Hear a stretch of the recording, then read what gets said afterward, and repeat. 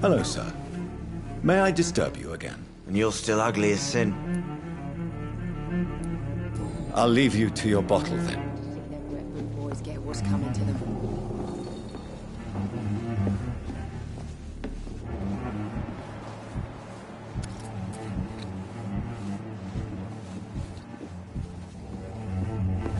Damn it. Oh, God, sir. You look like Jonah's whale just spat you out of hell. Can I get you a drink? No, thank you. I'm not thirsty. Well, grab a chair and get some rest. This is going to be another long night.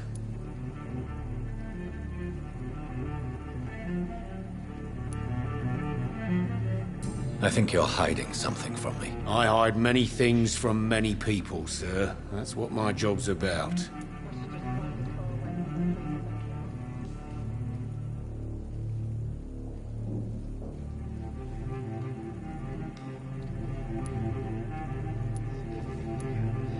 I think you're hiding something from me. I hide many things from many people, sir. That's what my job's about. Goodbye, Mr. Watts.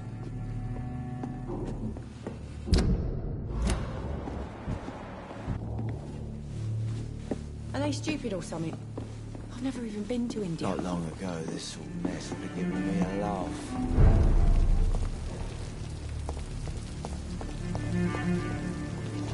I will get to the bottom of this intrigue. What's been done to me, to this city.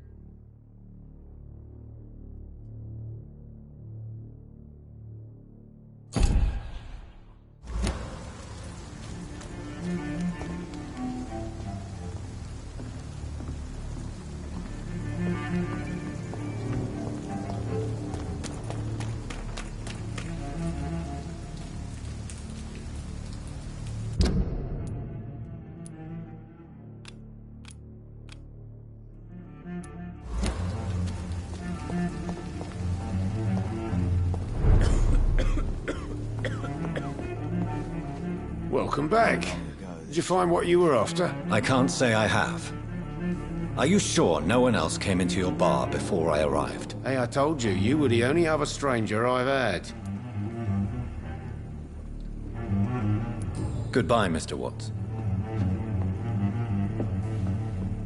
It's a good thing you cannot see me now. I hope I live long enough to see them wet boot boys get what's coming to them. Evening, sir. Can I help you? I have a few questions for you. Well, if you must. I spoke to Dr. Swansea. He's not the man I'm looking for. Now, I want the truth. The truth? What do you mean? I suspect that someone else was here tonight, and I don't think Tom wants to tell me about it. I'm just the barmaid here, okay? If Tom says you're the only visitor we had, then you're the only visitor we had. I can feel your fear, madam. Please, tell me what's going on. It's William Bishop. He came in here earlier tonight and Well, I thought he was going to clock someone.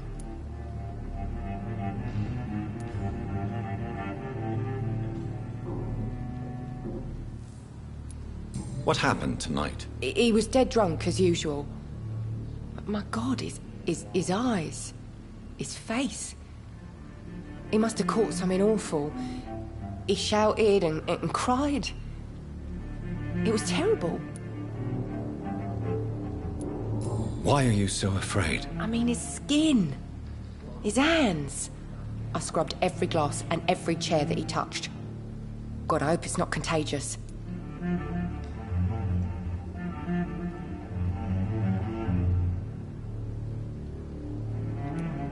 Tell me about this William Bishop. Will was a sailor who worked at the cannon factory before he lost that job.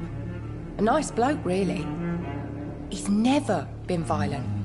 Until tonight. Why keep it a secret? Why not tell me about it? Tom's nothing if not loyal. After Will lost his job, he offered him one ear. They used to be good mates. But recently, well, Will started to get very aggressive. I see. Thank you for your candor. I'll be sure to talk to Tom.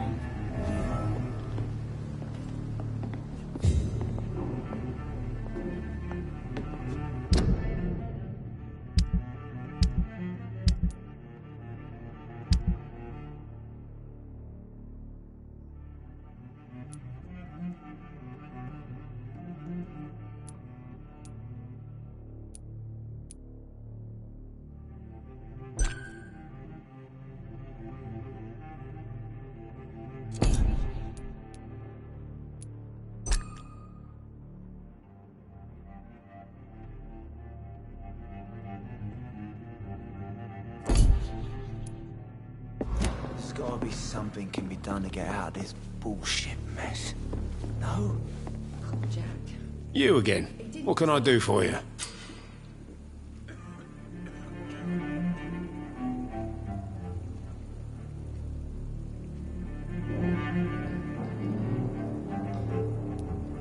Tom, talk to me about the visit from your old friend, William. Yes, Will came by tonight, but he's not my friend anymore. Why lie to me if he is not your friend? I didn't lie. I said you were my only unannounced customer, and that's the truth.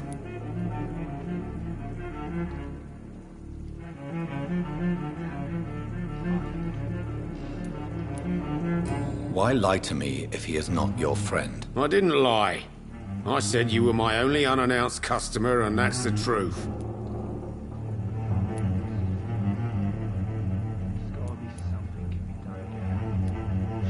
Who is he? William. Just an old sailor who loves his gin too much.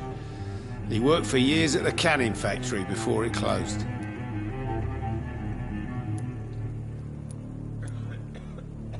Is he dangerous? Yeah. Like many drunks, he's all bark and no bite. Can barely stand up most of the time. Is he dangerous? Yeah. Like many drunks, he's all bark and no bite. Can barely stand up most of the time. How was he tonight? Was he different? Sicker than usual, perhaps. He whined and mumbled about how mean people were to him and how he'd like to talk to me outside, and then he left when I refused.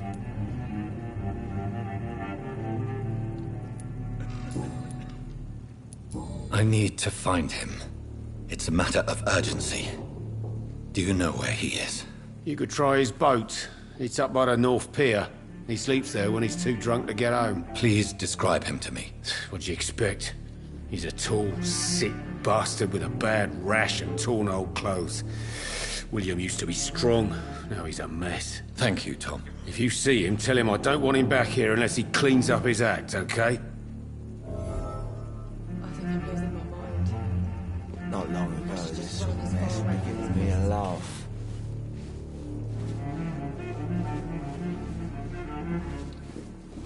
I hope I live long enough to see.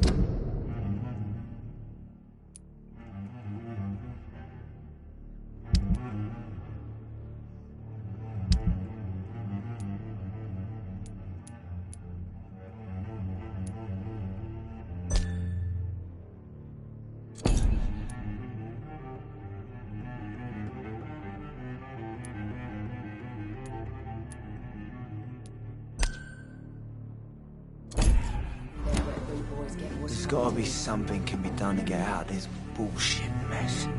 No?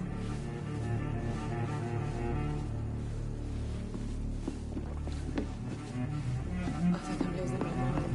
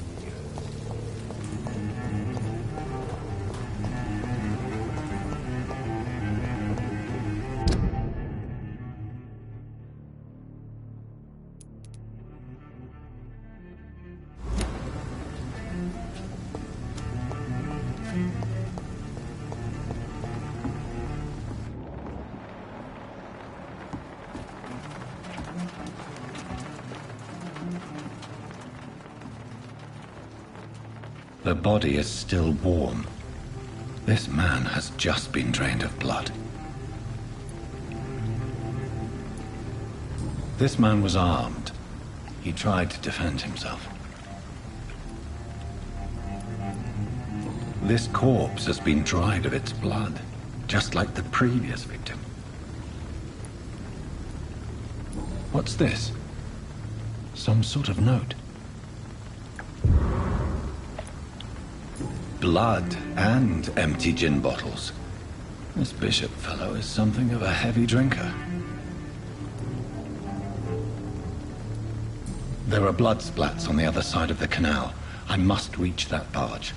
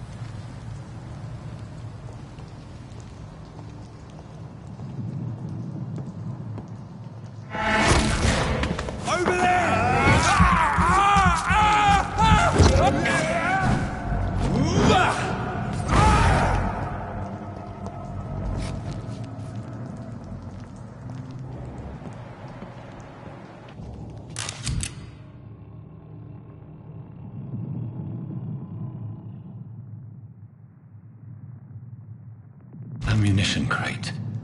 Good. I may need a lot of bullets. I feel like I'm back on the front line again.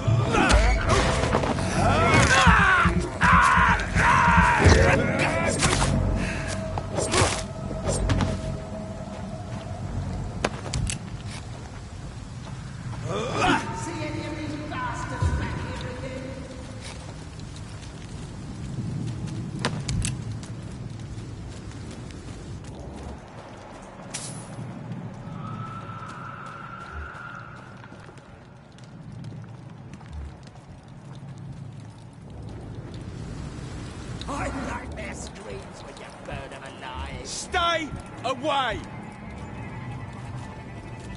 Get their weapons ready! We found her! Watch it! It's a killer!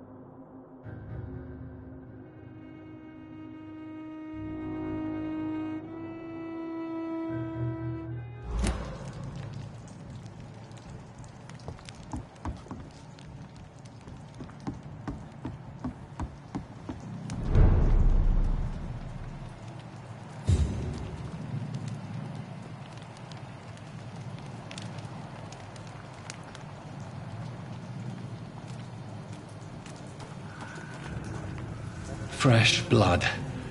The whole building reeks of it. The scent is so strong it makes me dizzy. Why not betray your trust?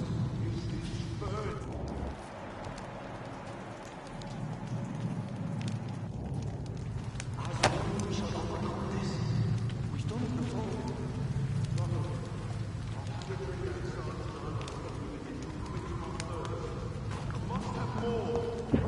Oh dear God, not again. William, please stop. Just to see, but I promise you are my dearest friend. You're my last and dearest friend.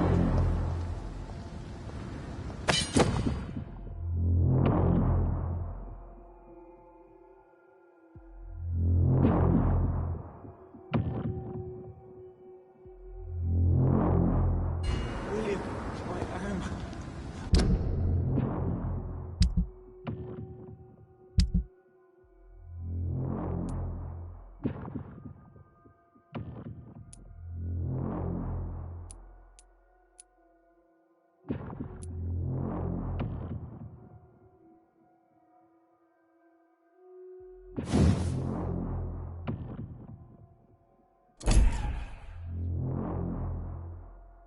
I can't feel it.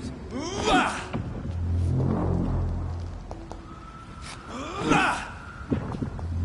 please, let go of me.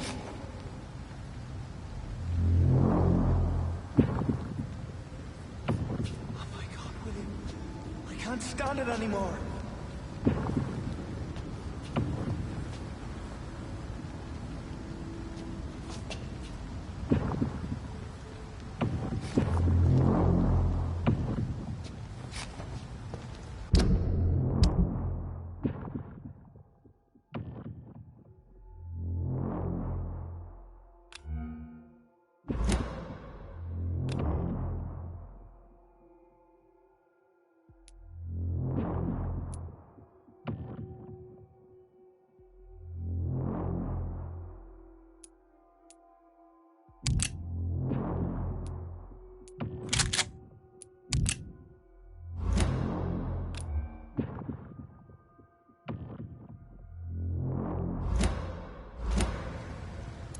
I could never harm you, Mr. Hampton. You're my only friend. I know your heart, William. Alas, you must give me permission to leave.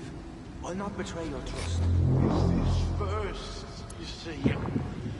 I needed to come so Leave close. with me, William. As one, we shall overcome this. We've done it before. No, I had a drink outside tonight already.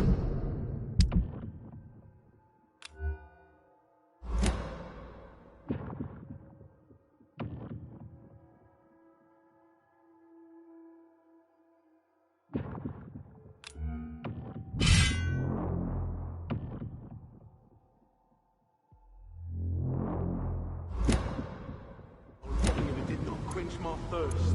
I must have more.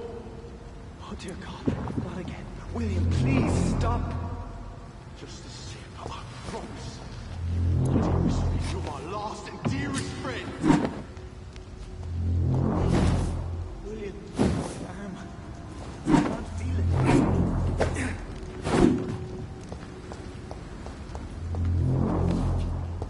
Will, please, let go of me.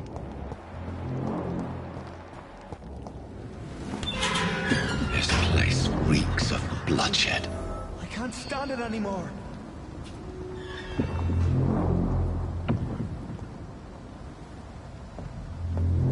This creature is bedeviled. I must put it down.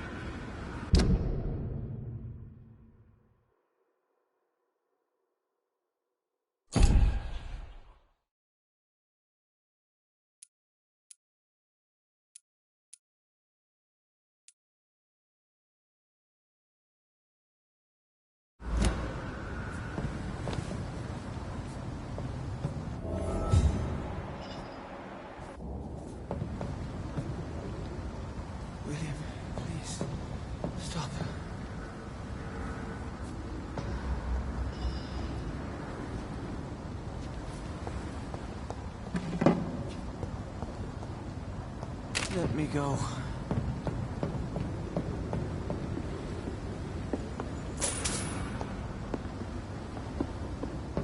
It's not too late.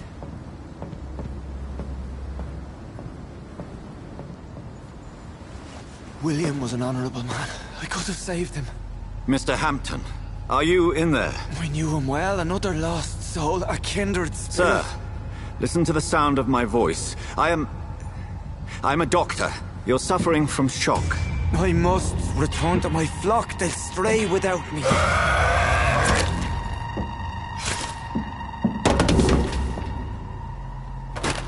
Remember, certain skulls are every bit as resistant as we are. Who are you? What do you mean by Skal? You truly are a newborn. I should have realized. Wait. You are the woman from the bar. Are you like me? Can you help me? I believe, sir, I already have.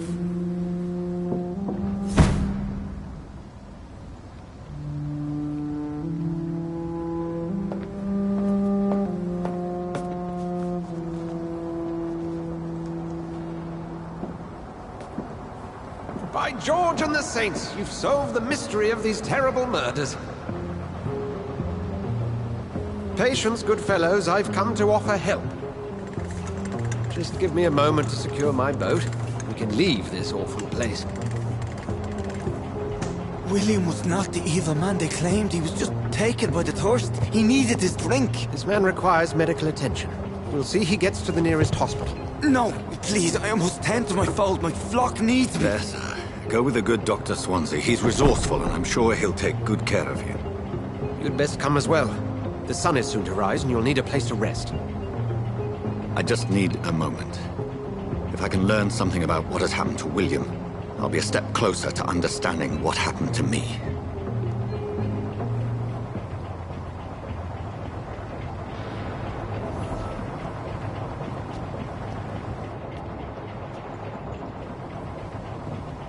This poor creature can't be my maker.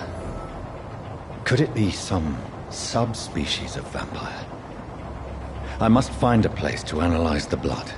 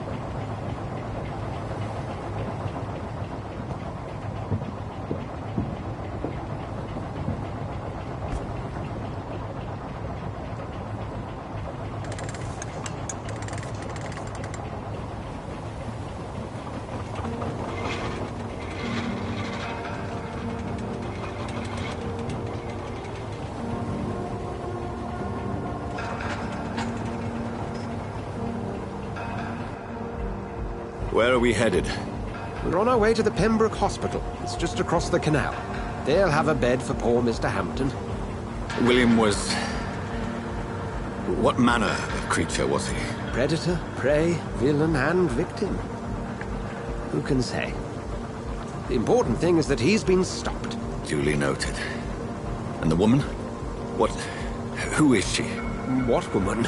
Oh, don't play me for a fool. You used me to locate that skull. You must know who she is. And I thought you a gentleman.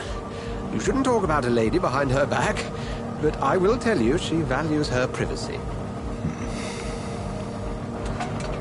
Were London as peaceful as she appears from the middle of the canal? If only that were the reality of the situation. To be honest, I've always tried to avoid this part of town. Pembroke Hospital is the last bastion between the rest of London and the epidemic. The flu has decimated the East End and the war still rages. Welcome to the front lines of a plague. This is where you work, Dr. Swansea? I am the administrator of Pembroke Hospital. I thought you were here in service of your mysterious order, the Brotherhood of... Of St. Paul's Stole, yes. But first and foremost, I'm a man of science. A physician, like yourself, Dr. Reed. How do you know who I am? No need for modesty. You are Dr. Jonathan Reed, a surgeon of some caliber and renown, if I'm not mistaken. You are correct, sir. I knew it! I had my suspicions. But when you took the blood sample from the corpse of poor William, I was certain. Dr. Reed. Marvelous. Have we met? I attended 3 of your seminars before the war. I have the utmost admiration for your research. And what a turn of fate. England's most esteemed blood specialist returns to London a vampire. That word, again. From a so-called man of science. I understand. Traditionally, the role of science is to refute myth, but when myth walks among us, the Brotherhood of St. Paul has dedicated its purpose to their study. There's so much for you to learn. And for that, you are right. Well, then let me be blunt. Join my staff at Pembroke Hospital. As a physician. I suspect you'll not find a better post of employment to contemplate your predicament. This is sudden. I was returning home to see my sickly mother. But alas, that was before contracting this... affliction. Dr. Reed, take a moment to consider. The post would be for the night shift, providing a good explanation for your absence during daylight hours. You'll be adequately reimbursed, and have a place to hide. I even had the forethought to bring some clean clothes. So, what do you say? It seems I have little choice, but yours is a generous offer, so I thank you. Brilliant! Oh, Jonathan, this is one for the book, and the beginning of a beautiful friendship.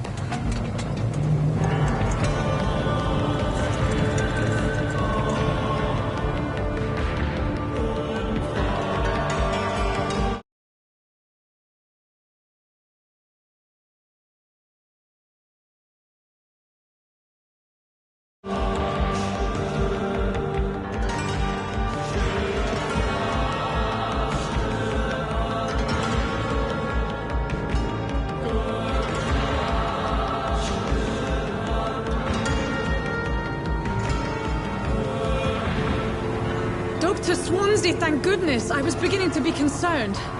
Worry no more, Nurse Crane, for I bring...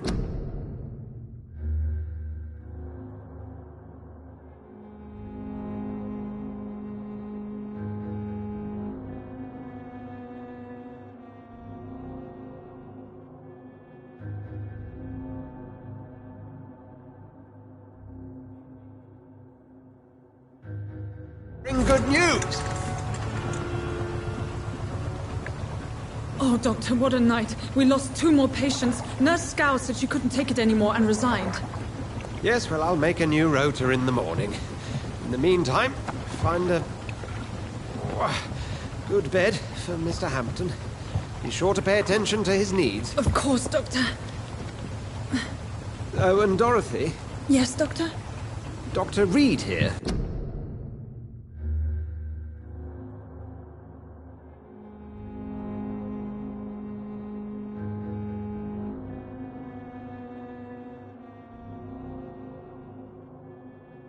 He's just returned from the front. He served King and Country and will be joining us here at Pembroke.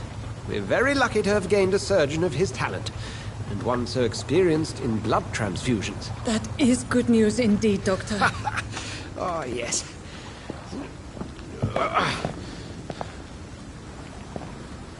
Here at Pembroke, it's not what we have, but what we haven't. It's only thanks to Nurse Crane and the staff that our ship doesn't sink. If you have any questions, just ask her. Duly noted. Thank you. Your assistance is required, Dr. Swansea, immediately. Welcome aboard, Jonathan. We'll catch up after my rounds. Coming, Nurse Crane. I'm coming.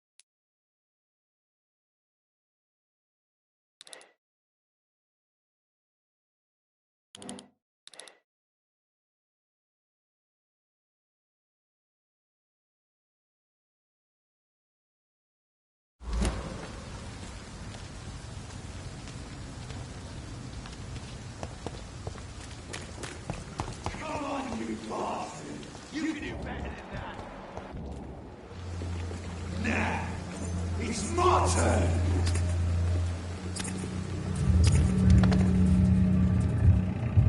Rotten or pristine, each heart contains the seeds of life. Drink at this river, dry it all.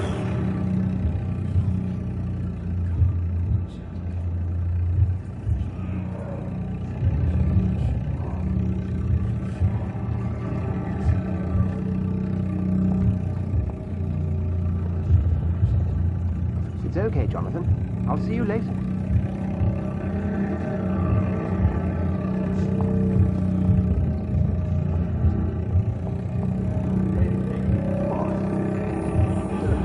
It's locked.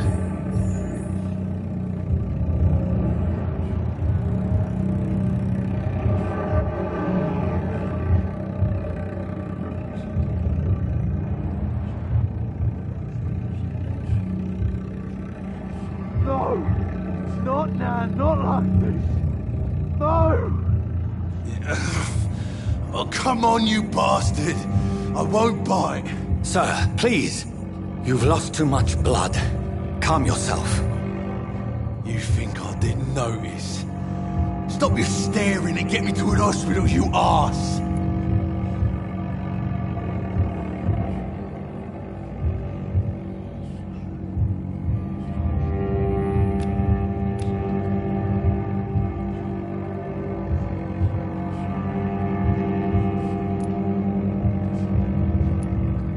Insulting a good Samaritan. Not exactly the way to get rescued. Alright, sorry. I am in pain here. My guts are spilling out onto the street and you're yabbering on. Yes. That's a very nasty wound you've got there. Take my word, I am a doctor. Dr. Jonathan Reed. Name's Clay Cox. I'd appreciate you helping me to a better place, Doc. Follow me, Mr. Cox. Let me assist you to that better place.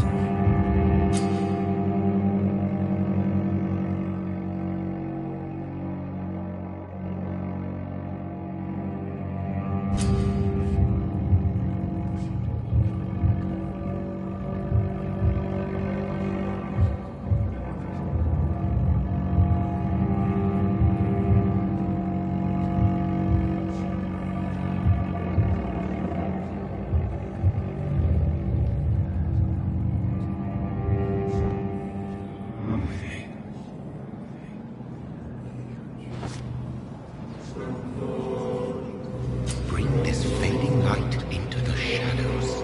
Dance with him the dance of life and death.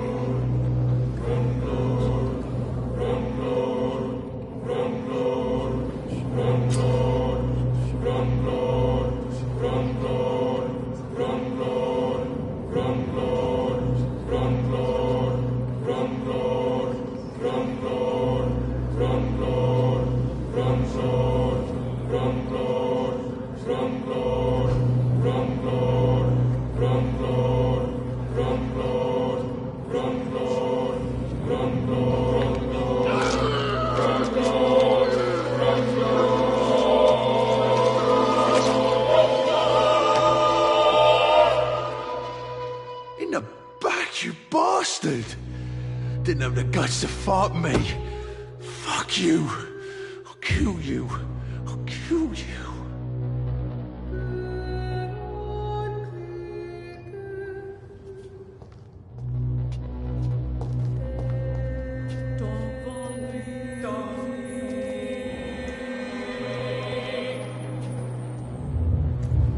To taste a life, to embrace its most intimate secrets.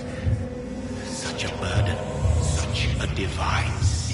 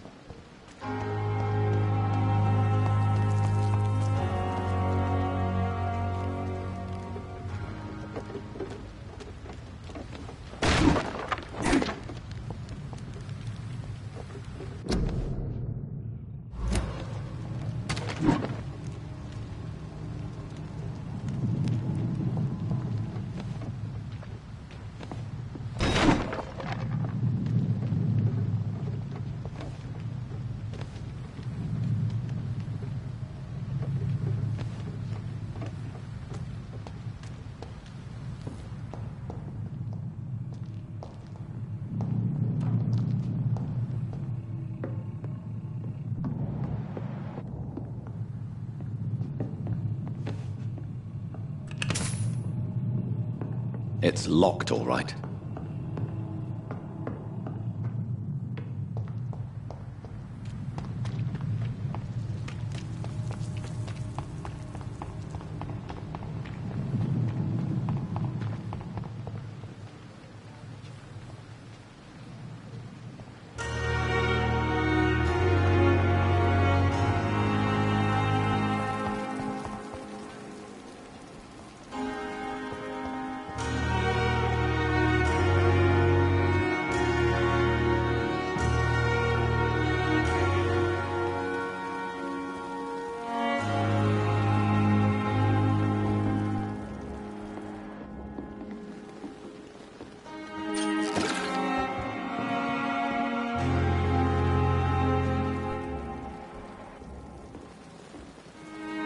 Good evening, sir.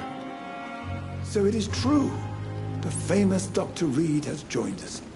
I can't think of any better news during these terrible times. Do we know each other?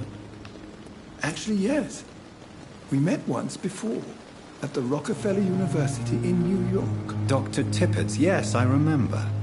I was assisting Professor Carell in his research about coronary bypasses. He had nothing but praise for you. He was also very confident about your future. And look at you now. Eminent surgeon and blood transfusion specialist.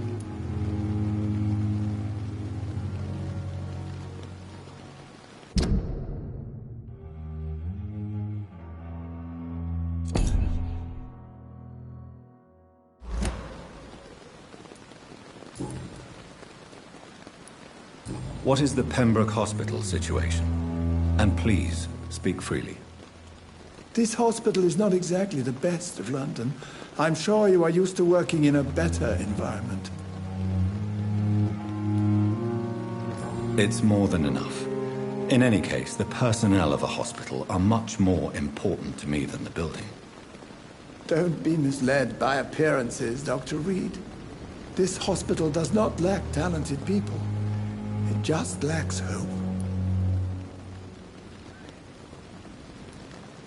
What can you tell me about the staff in the hospital? Some are really good, and others are not so good.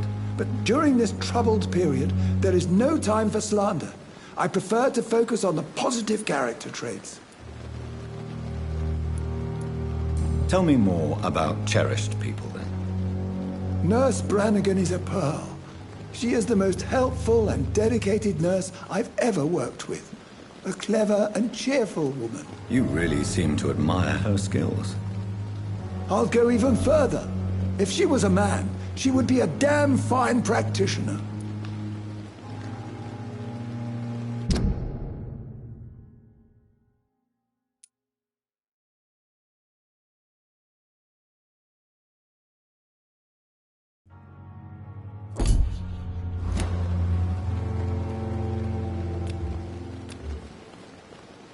Do you need any medical assistance yourself, Doctor? Come on, don't be ridiculous, dear colleague.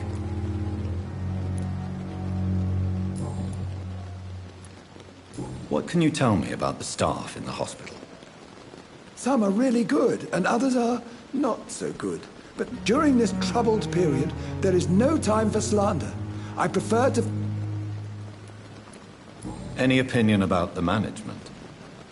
I don't always agree with Dr. Swansea's reserve, but I must admit he does all he can to keep this facility running during this crisis. Ah, yes, the burden of command. I was fed up with this concept while serving as a medical officer. Don't get me wrong. Swansea's a good administrator. I just wish he would get out of his office now and again.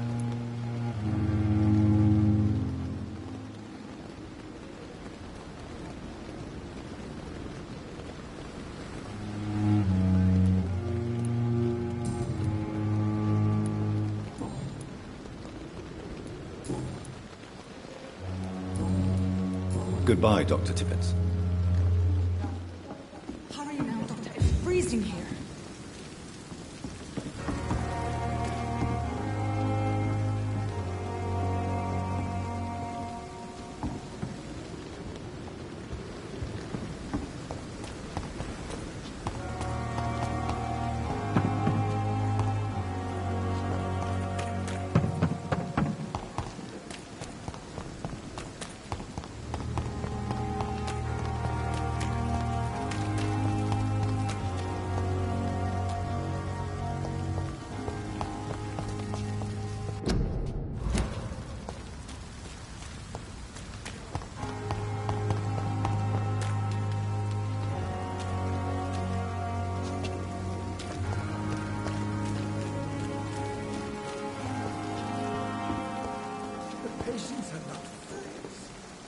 Good evening, sir. I'm Dr. Jonathan Reed. I'm new here. I've already heard about you, Dr. Reed. I'm Milton Hooks, the ambulance driver for this shithole of a hospital. That's quite a blunt introduction, Mr. Hooks. You can call me Milton. I like to speak my mind, Dr. Reed. Perk of the job. Don't judge me, and I won't judge you. I'm not sure I understand what you're talking about. Well, I'm no doctor, but I'm pretty sure a gun can't be used as a surgical instrument. You have a keen eye.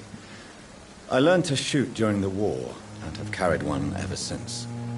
Old habits die hard. No need to explain, Dr. Reed. And if you ever need a better gun, remember, I may have something for you.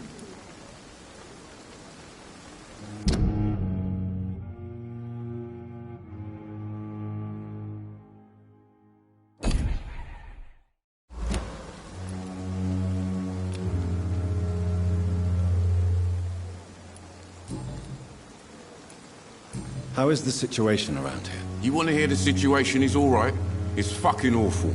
We lack everything, and it's getting worse every day. Are you really smuggling weapons through the hospital? And why not? I've already been attacked by patients, you know. And by gang members willing to steal my money. But you're not defending yourself. You're selling guns to civilians. You keep people alive your own way, Doctor. I offer them another way to protect their health. So what do you do exactly in this hospital?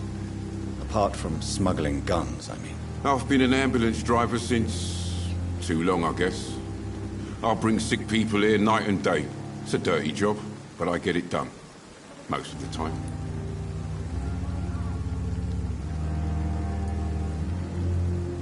Since you're on the front line, how is the sanitary situation in this vicinity? It's a complete disaster.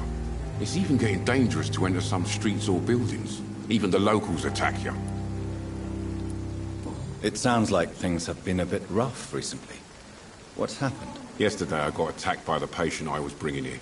I escaped through the hospital's garden, but I lost my wallet when I was running. You left an infected patient outside the hospital? That's incredibly dangerous. Go there yourself if you want, but be careful, Doctor. I'd rather not bring your dead body back.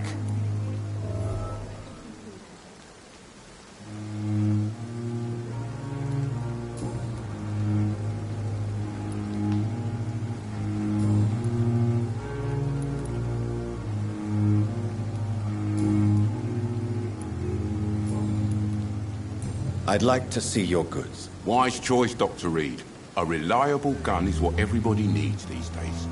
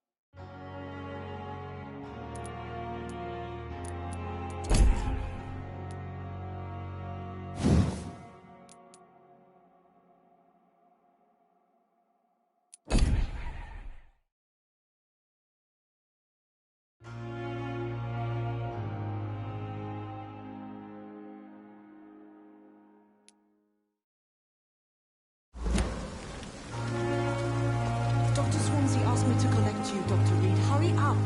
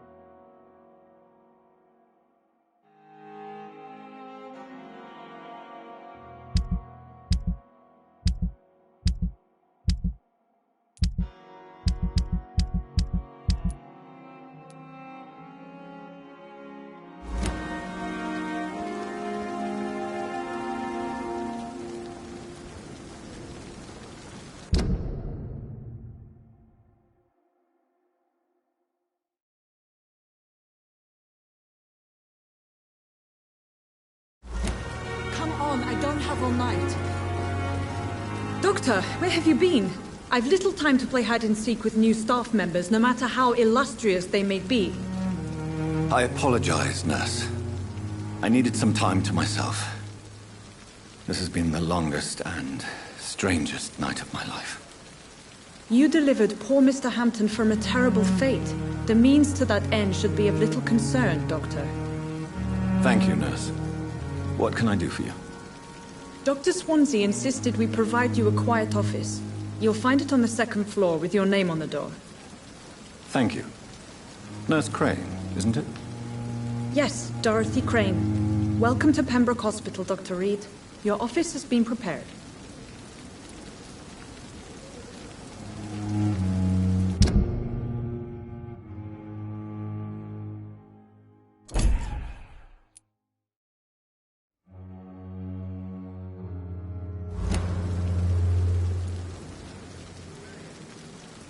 I would like to ask a few questions first.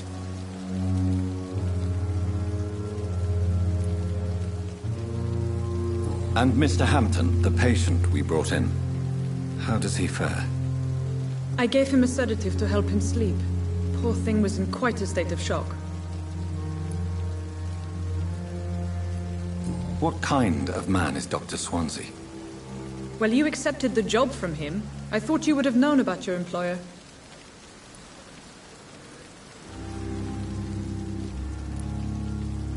Apologies, I've only just met him the once. This is sudden. I've only just returned to England. Dr. Swansea is a brilliant surgeon and the most compassionate physician. It's right to assume Dr. Swansea knows far more about me than I do about him. You'll get to know him soon enough, and better than me. The administrator has better things to do than mix with us. If you could point me in the direction of my room again, nurse. Second floor of the hospital, left after the stairs. It's the last vacant office at the end of the corridor. Thank you, Nurse Crane.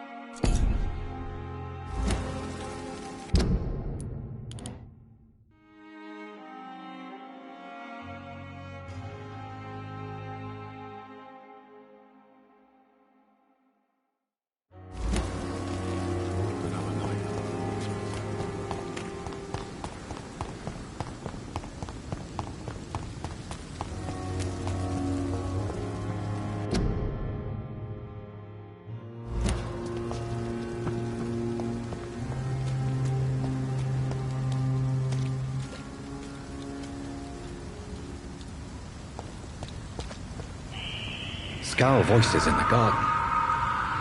I should investigate. If they were to find somebody.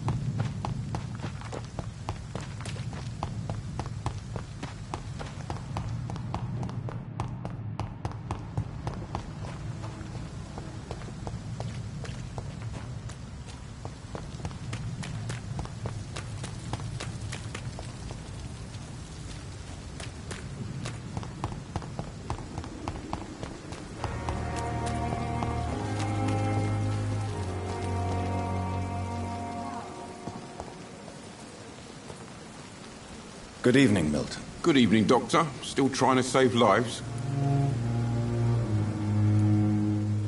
I have some good news, Milton. What?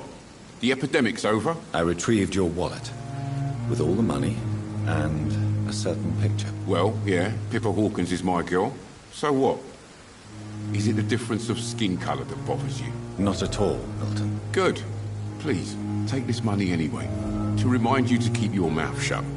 Not everybody is as broad-minded as you, Dr. Reed.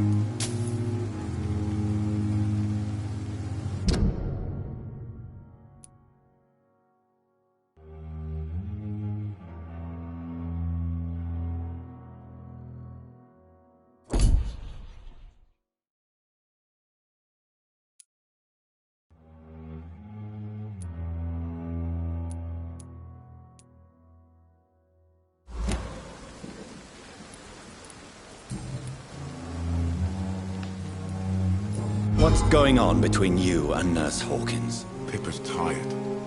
Tired of all this shit. Tired of all those corpses piling up. She's as depressed as I am. During the war, I witnessed a few couples, just like you, come together in difficult circumstances. It can be very damaging. Maybe you're right. But we support each other. And that's all that matters. You do realize you could both get fired. Hospital staff are not meant to have intimate relationships with one another. Come on, Dr. Reed. Do you know how many rules are broken in this hospital every day just to keep it running? There's nothing wrong with what we're doing.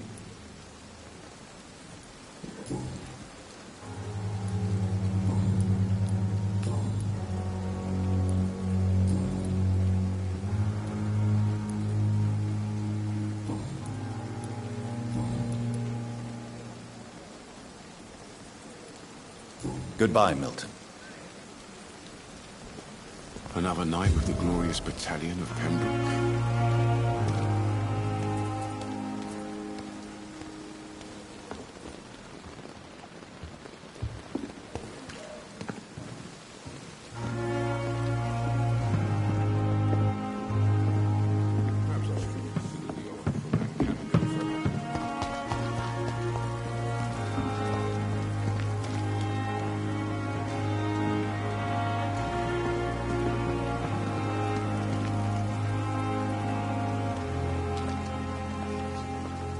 Good evening, nurse. I'm Dr. Jonathan Reed, the new surgeon here at the Pembroke. Dr. Swansea has already told us about you, sir. I'm Nurse Gwyneth Brannigan. Welcome to the Pembroke Hospital. Did he really? It's a good thing I wasn't hoping to keep a low profile. All members of staff have already read about your new blood transfusion technique. Dr. Swansea made sure of that. I see. Well, I'm a little surprised, but I suppose I'll just have to deal with this unexpected notoriety. You must know, blood transfusions are Dr. Swansea's primary subject of research. He is convinced it is the future.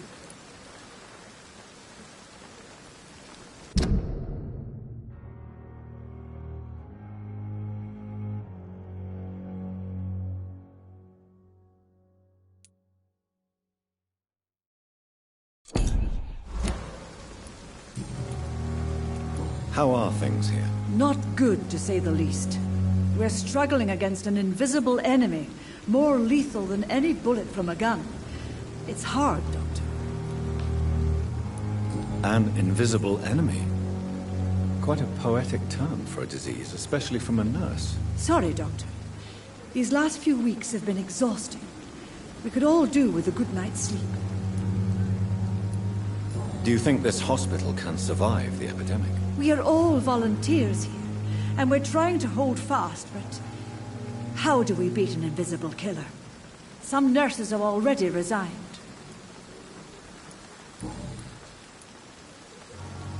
I'm not familiar with all the staff yet. Perhaps you could help me. Brilliant professionals, most of them. Dr. Swansea has a gift for recruiting talent. Most of them? Is there a problem I should know about, nurse? It would be inappropriate for me to speak ill of a colleague. Is there anyone that stands out?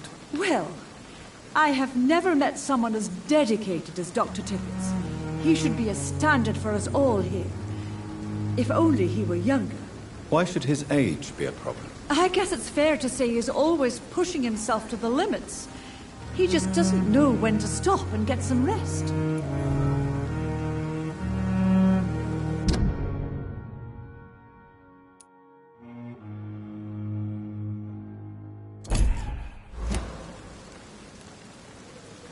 Nurse Brannigan, if you do know something, please tell me. Anything you say will be held in confidence. No. I may disagree with some conduct, but in the end, everybody is doing their best.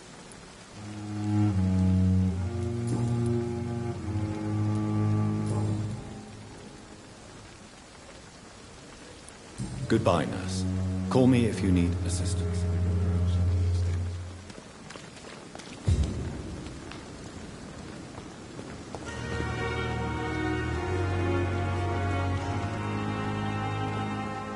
Dr. Swansea is right. This place seems perfect to conduct my research.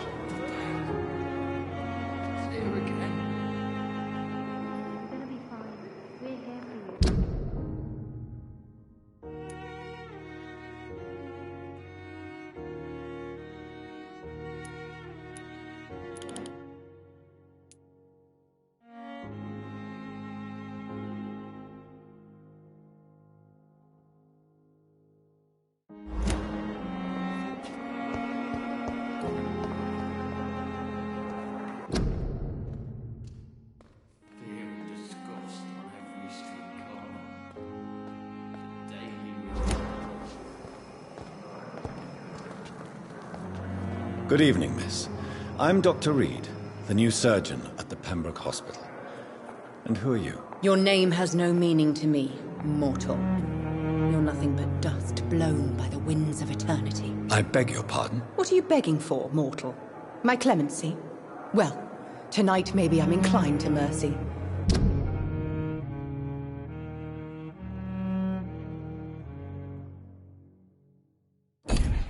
You'll never forget the night you met Thelma Howcroft. You keep calling me mortal. Why is that? And if I'm mortal, what are you? Well, Dr. Reed, if you must know, I'm a vampire.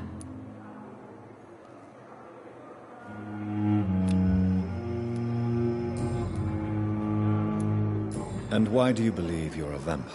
I don't need to believe anything. It is what I am. It is what I feel within this hollow shell of flesh.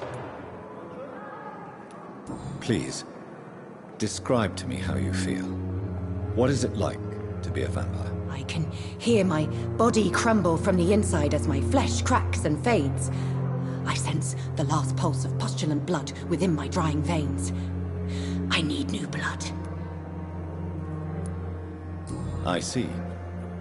Have you ever heard of Cotard syndrome, Miss Howcroft? Never. It's a mental illness discovered by a French neurologist named Jules Cotard. The affected patients are delusional. They believe that they are putrefying, that they are dead, a ghost or a ghoul, or in your case, a vampire. Delusional, you say? Oh, sad and petty mortal. You can't even begin to understand the concept of immortality. And you think it is I who am delusional.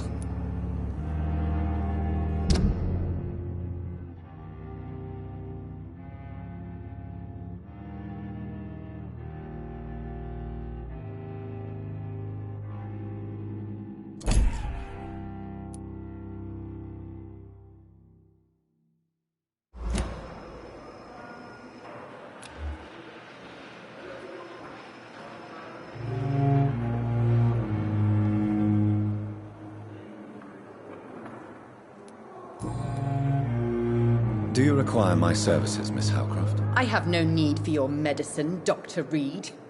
Blood is the only drug I need. I'm assuming you must be a patient here. Am I right, Miss Howcroft? It's only a cover. To hide from my enemies. I can leave whenever I want. As a woman, a spirit, fog, or bat. Who are these enemies you mentioned? Can you describe them? I cannot say for sure. But I sense their eyes on me from nearby.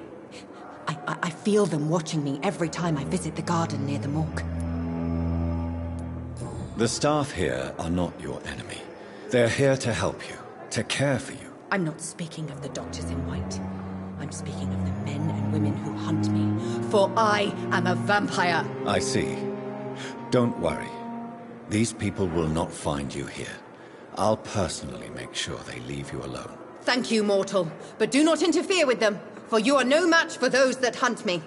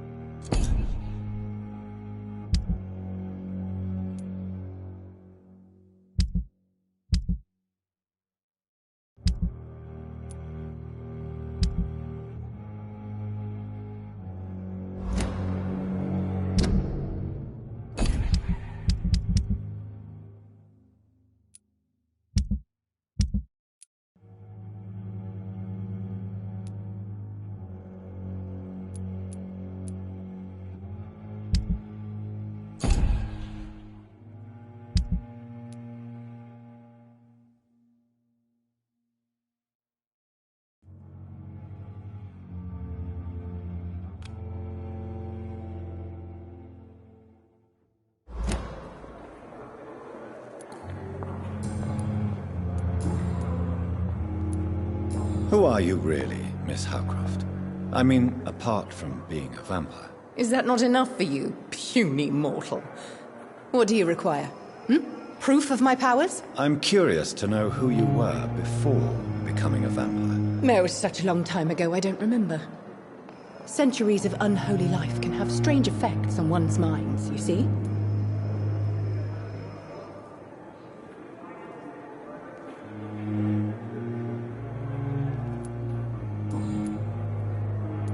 I'll leave you, Mistress of the Dark, to your nocturnal activities.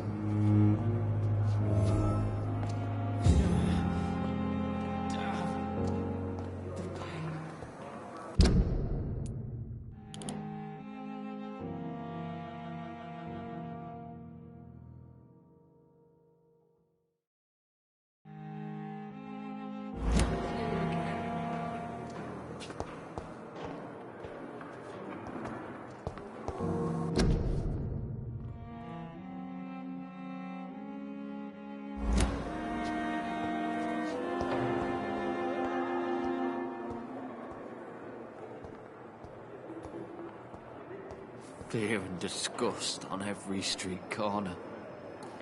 The daily routine.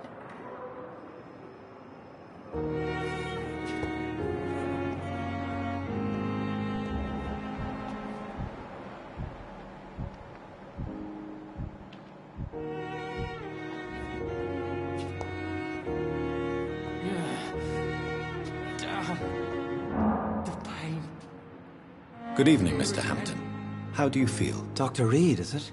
Oh, sir, I must apologize for my behavior. What do you mean? I was not myself in the factory. Fear and exhaustion made me say awful things to you, I'm afraid. You remained perfectly nice and polite. A little delirious, perhaps. But who wouldn't be after enduring an abduction? Thank you, Doctor. That's a relief. Now all I need to do is rest and return to my flock.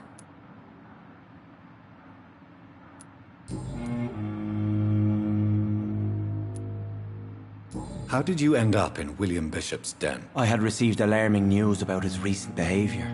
I went to his place and he refused to let me go.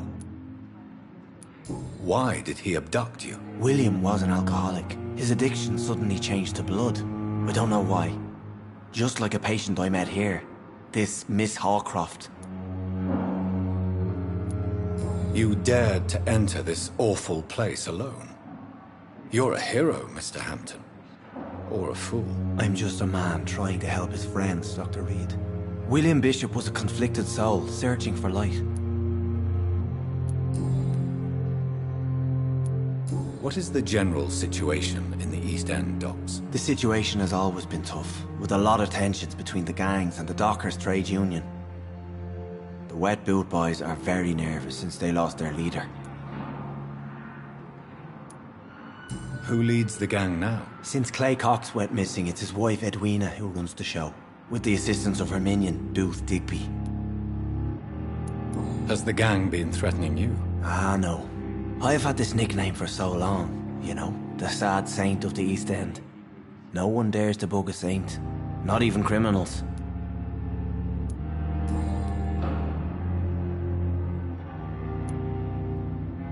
Do you know Tom Watts, the bartender from the Turtle?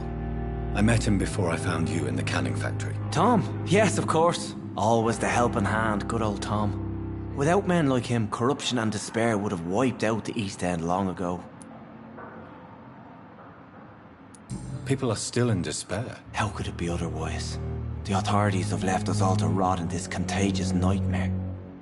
No drugs, no advice, nothing. It's a damn shame. Who should I avoid in this part of town, then? Any particularly evil figures? Not really. Most men and women are just doing their best. And it's not my habit to speak ill of people I know, Doctor.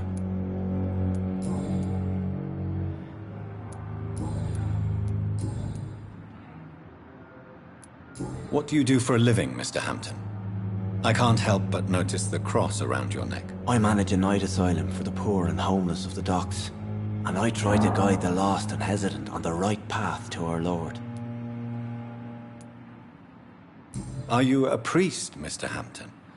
A deacon, maybe? Not at all, Doctor. I'm just a man of faith willing to preach the good word. Why didn't you use your cross against William Bishop? To repel him somehow? That's a very strange question, Doctor. A cross is no magical token, if that's what you were trying to say. Not mine, anyway.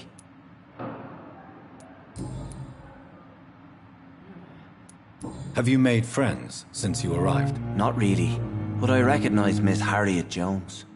I knew her when she lived by the docks. That poor woman had such a miserable life. You never came to see her here at Pembroke? Receiving visits when sick can be an important part of the healing process, you know. We're not just bodies. You're preaching to the converted now, Doctor. To be truly honest, I thought she was dead. She left the docks many months ago. How do you feel, Mr. Hampton? Medically speaking, I mean. I feel exhausted. Beyond exhaustion, actually. William drank so much of my blood in his madness. I feel empty. You're in good hands here. Dr. Swansea is well versed in blood transfusion, and I'm sure he'll take the best care of you. Thank you, sir. I believe all I need is rest. And then I can go back to the people who need me. Goodbye, Mr. Hampton. We'll talk again later. Time has lost its effect on me. But the suffering Fear continues. and disgust on every street corner. The daily routine.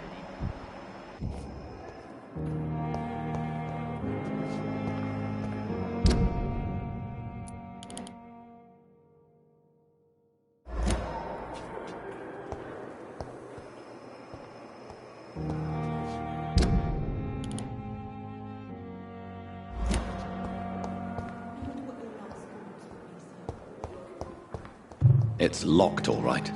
It's locked.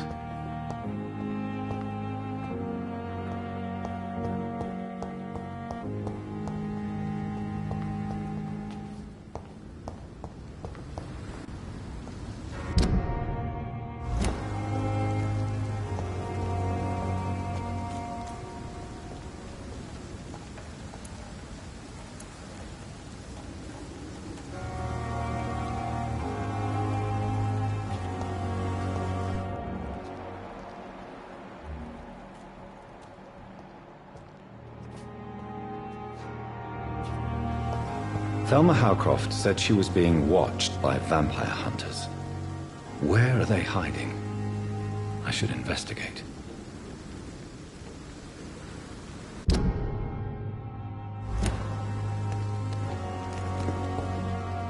It's locked, all right.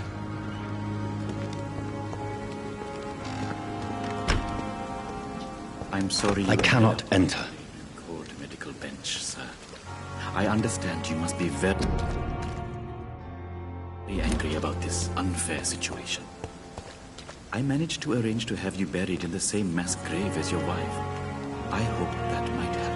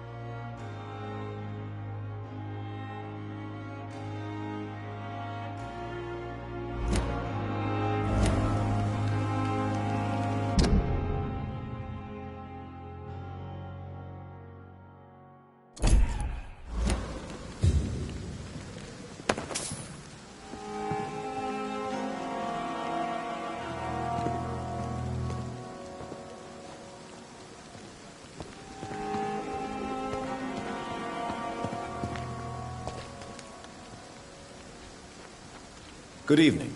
I'm Dr. Reed. Always a pleasure to meet a colleague, sir. Especially when he was supposedly dead. A colleague? Are you a doctor too? Not anymore, sir. I used to be Dr. Rakesh Chadana. Now, I'm just Mr. Chadana, pawnbroker and humble guardian of this morgue. What do you mean, you used to be a doctor? Was your license revoked? No, sir. It is just that I like to be precise. I run a little pawn shop while taking care of the dead. But I used to be a real doctor.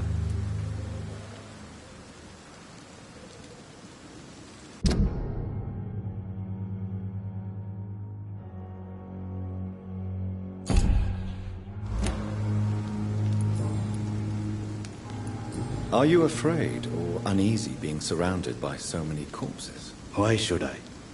These bodies are empty vessels. Flesh left to decay. Poof. No soul anymore. All gone. An interesting point of view. And quite an exotic one, too. Most people fear, or at least have a respect, for dead flesh. Sir, as a medic during the war, I learned to face my death and the death of others. It's the pain we have to tame, not death itself.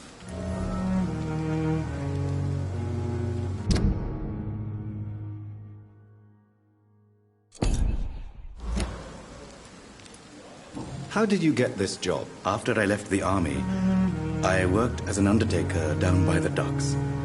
A dangerous place with many an unpleasant business there. Milton Hooks helped me get a job here.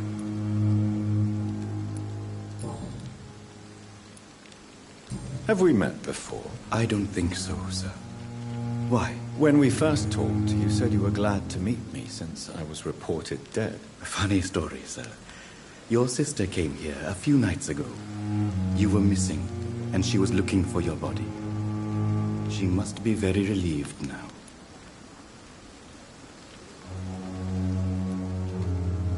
Do you work here alone? Yes, very easy work, sir. All I have to do is watch a few bodies. The situation was very different when the main morgue was still open. Why close the hospital's main morgue? It was for sanitary reasons after the beginning of the epidemic. Cadavers had to be moved to the nearest mass grave. Why do you have to watch these bodies? Because these poor fellows have no names. We keep them in case someone comes looking for the missing. Sadly, very rarely happens.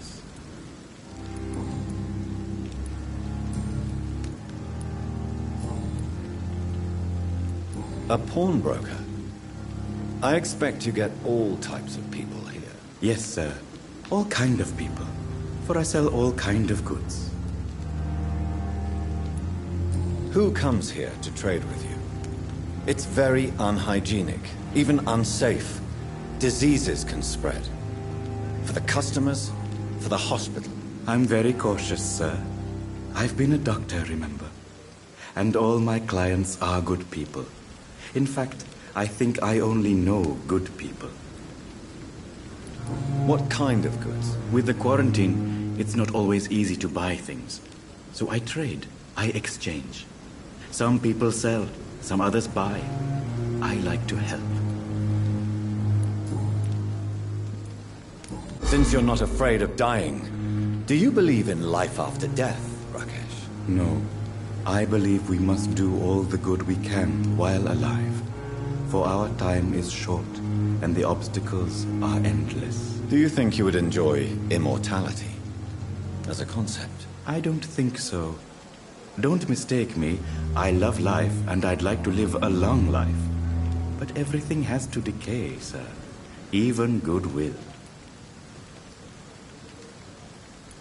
Do you really believe goodwill cannot last? As I said, sir, everything decays. If I was to never die, goodness, I would be bored or worse. And I like to be helpful, sir. Quite depressing, wouldn't you say? Yes, but the good news is we'll all die before losing our humanity, sir. So you're ready to die? No, I am not. I don't fear death, for I won't see it. What troubles me is the pain my death will inflict to those I know. You're a wise man, Mr. Chidama. No, Dr. Reed. I am a foolish man. But I like to think otherwise.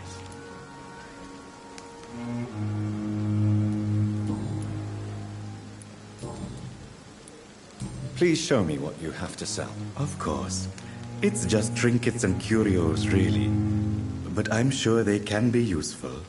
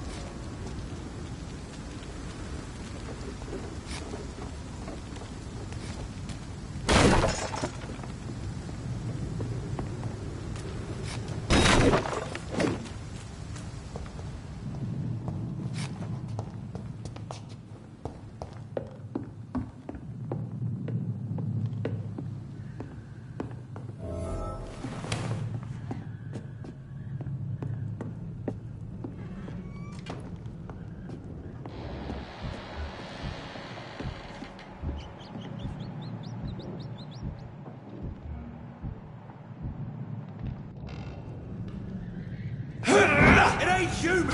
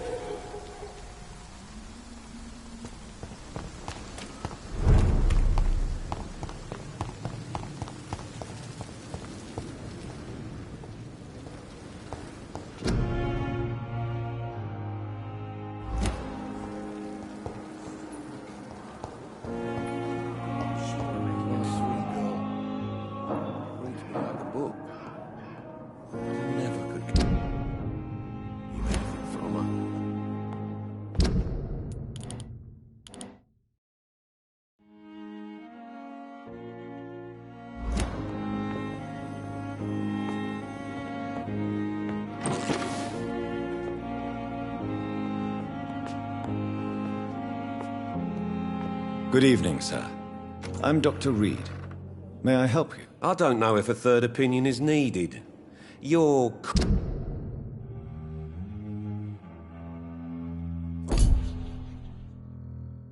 colleagues are already arguing about my condition. I see.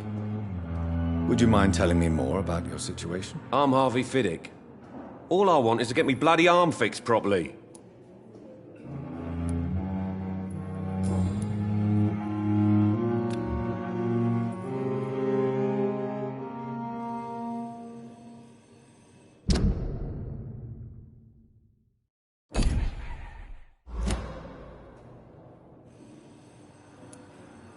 Tell me about yourself, Mr. Fiddick. I'm just a regular guy waiting to get his arm fixed, so I can return to work and to my family. I was more curious about what you were doing before being hospitalized. I'm a carpenter, and a good one too. But that means I need both arms to feed my family, Dr. Reed. Are you satisfied with your treatment here? Well, it's clear that I've chosen a bad time to be injured.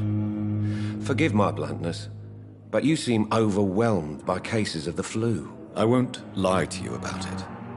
I'm afraid we are. Are you sure you don't want to operate yourself, Dr. Reed? I have the feeling you're very capable. And your colleagues seem to think so too. In other circumstances, you would be right. But for now, I don't think I can take on the responsibility. My apologies. Tell me about the doctors who are arguing about your case. Strickland and Aykroyd. They both want the best for me, but there's a lot of pride there. Doctors are no different from carpenters, it seems. What do you mean? I often had professional arguments with rivals on a building site. Difference is, I disagreed about wood and nails, not flesh and bones.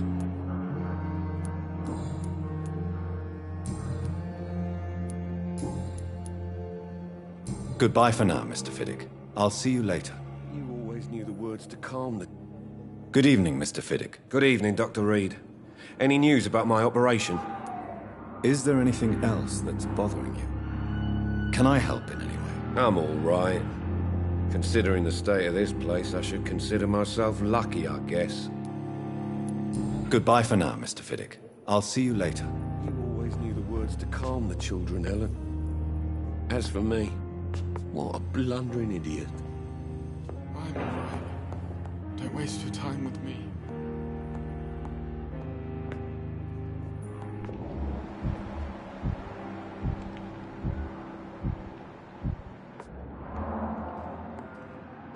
Good evening. I'm Dr. Reed. Can I help at all? No. Really? Why are you here, then? I don't want to talk. My throat hurts too much. I suppose that this pain is the reason you're here. Is someone taking care of you? Yes. And no. Could you at least tell me your name, sir? Mortimer. Mortimer Goswick.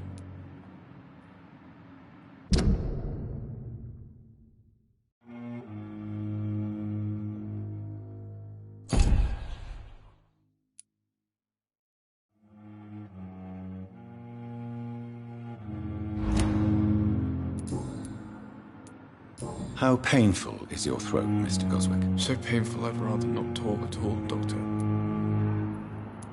I'm sure you realize a doctor and his patient have to communicate, sir. Would it help if I gave you some paper and a pen? Not really. I see. Then maybe it's not just your throat that hurts, Mr. Goswick. Perhaps your sore throat is just the consequence of something more hurtful. Yes, maybe.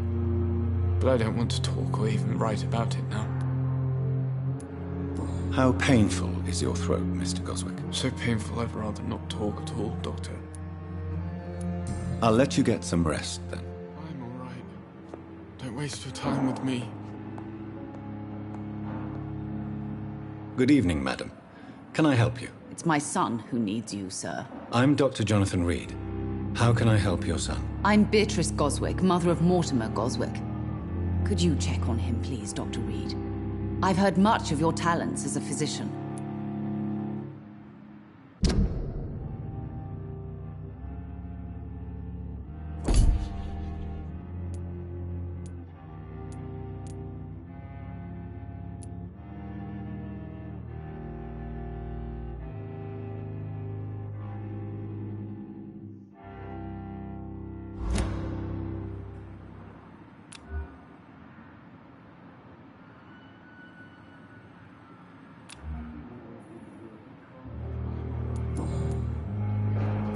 What can you tell me about yourself, Mrs. Goswick? Not much to say. Just take care of my Mortimer and I'll cover all the expenses. That's all that matters. Are you really that rich? Most of the patients here are of a more humble origin, if I may say so. Yes, thanks to my husband. May he rest in peace. I can cover any needed medical expenses. May I ask if you have an occupation, Mrs. Goswick? I'm a teacher by profession. I teach young women who are more ambitious about their futures than their families. What do you think of your reception here? Any complaints? I have had the uttermost reservations about this hospital since we arrived. But we had no other choice, considering the state of emergency. Is there something in particular that's bothering you? Some of the staff were not especially welcoming. I suspect they're not accustomed to dealing with patients of such social standing. Tell me more about your arrival at the Pembroke Hospital. What gave you such a bad first impression? The ambulance driver was quite rude, for a start. And that nurse, Miss Hawkins, seems to have quite a dubious attitude. What do you mean? She managed to secure a bed for my son despite the epidemic. It was a relief, but it wasn't cheap.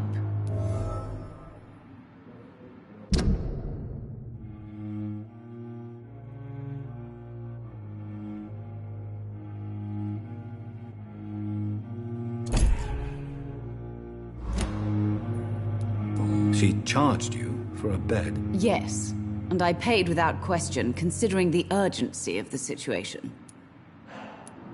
I share your concern, Mrs. Goswick. Be sure that I'll talk to the people involved. I don't expect compensation, Dr. Reed. But I'm aware such behavior would not be tolerated in other hospitals.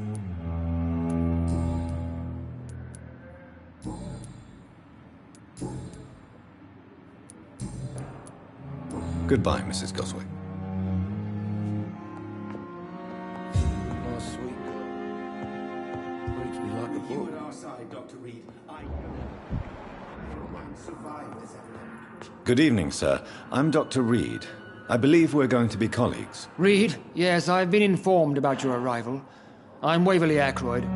Welcome aboard, I suppose. Does my arrival inconvenience you in some way, Dr. Ackroyd? Let us just say that I don't particularly share Dr. Swansea's enthusiasm for hiring you.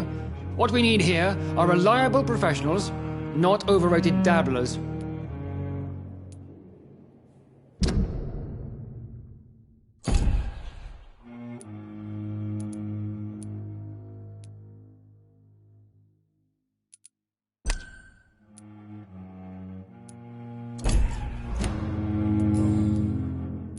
If you have a problem with me, Dr. Ackroyd, please feel free to tell me. Dr. Swansea has imposed your presence on this hospital without asking anyone's advice. The benefit of his position. But I don't agree with it. I know we've never met before, but I believe this hospital could use all the help it can get. You will agree with that, I'm sure. Oh, but I have heard about you, Dr. Reed. Of course, you can't say the same about me, since I have not wasted my time courting the press.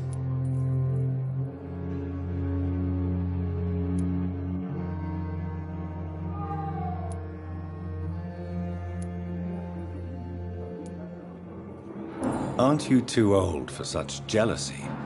It really won't do you any good, you know. Don't be ridiculous, Dr. Reed. A simple glance is enough for me to know you have nothing for me to envy. Since your tenure in this hospital is longer than mine, perhaps you can tell me more about this place. Let's just say I'm tired of the carelessness around me. I have always respected the skills of Dr. Swansea, but over time his enthusiasm has become displaced. Carelessness? Exactly what are you talking about? We're here to save lives. The people who trust us are not volunteering for experimentation. They're here to be healed. I don't intend to run any radical experiments, Doctor. Even if I, as any good practitioner should, express an interest in pushing the boundaries of medical research. Modern medical methods were created through audacity and ego. But there are rules in our line of work, and they're here to protect our patients.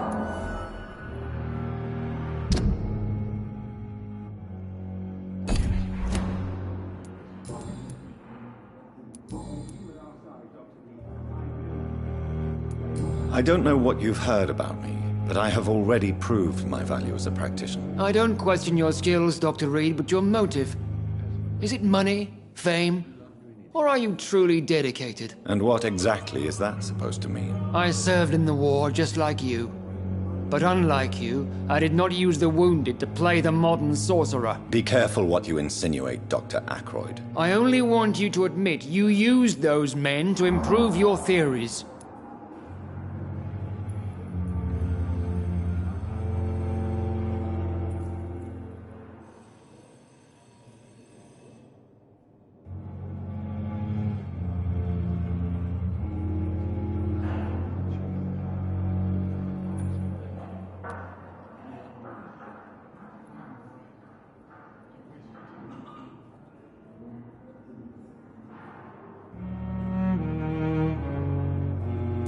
This is ridiculous. My blood transfusion technique saved many lives, and you know it. You see?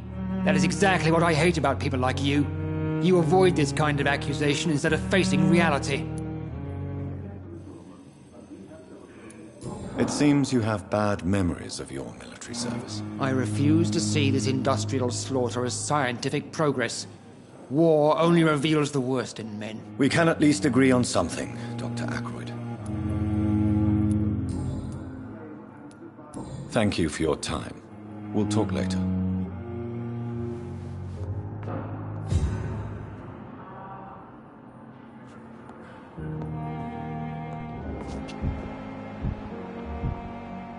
You always knew the words to calm the children, Ellen. What can I do for you, Doctor? For me.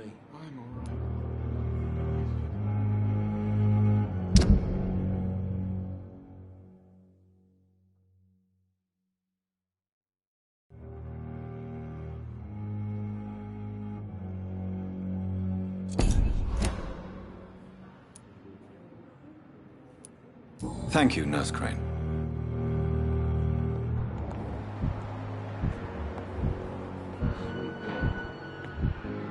Like the book. I never could keep anything from her.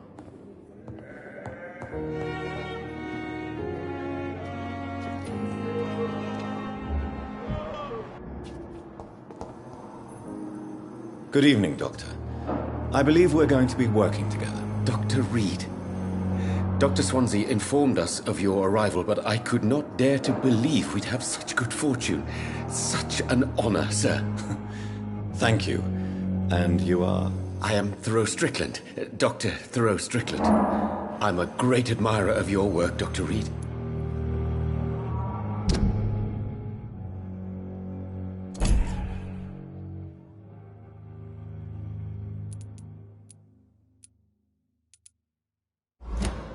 Goodbye, Dr. Strickland. Good evening, Dr. Strickland. And good evening to you, Dr. Reed. Can I be of any help?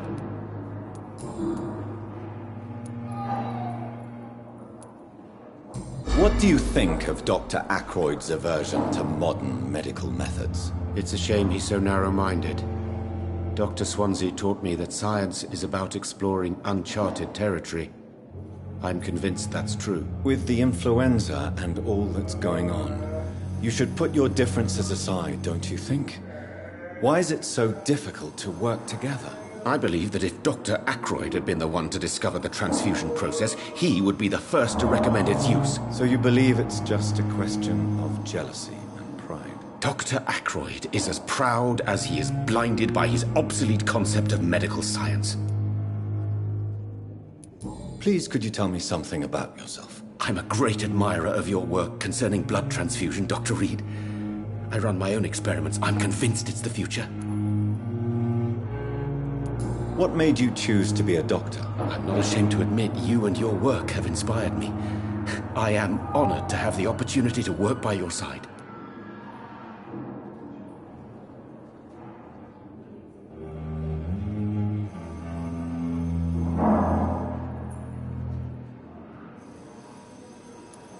You will obtain nothing from me by flattery, my young colleague. Oh, I was not flattering you, sir. Not at all.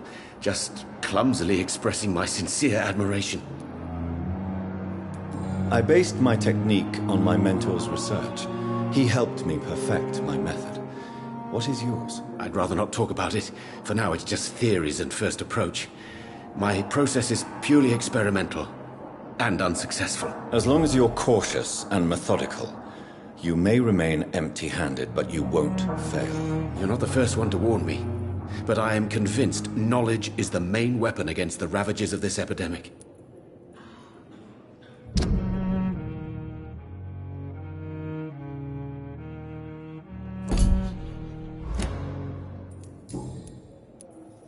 What can you tell me about the Pembroke? Well, it has always been an honor to work with Dr. Swansea. But with your arrival, I can't think of a better opportunity to learn about blood transfusion. You seem quite optimistic. It's a rare and precious attitude in these difficult times. I'm convinced that this epidemic is a test of endurance and dedication for us men of science. Questions remain about our capacity to resolve the situation. True. Last summer, during the first wave of the epidemic, I used to joke with Milton about the extra work. We're not smiling now. Do you need help with anything in particular? Well, yes, maybe. I'm waiting for a batch of products I ordered for my personal research, yet my supplier seems to have vanished. Do you want me to play the errand boy for you? Oh no, Dr. Reed. But if you went personally to his shop, what with your reputation and all, he wouldn't dare to refuse the products I need. I see. Well, give me the address, for I may pass by if I have time.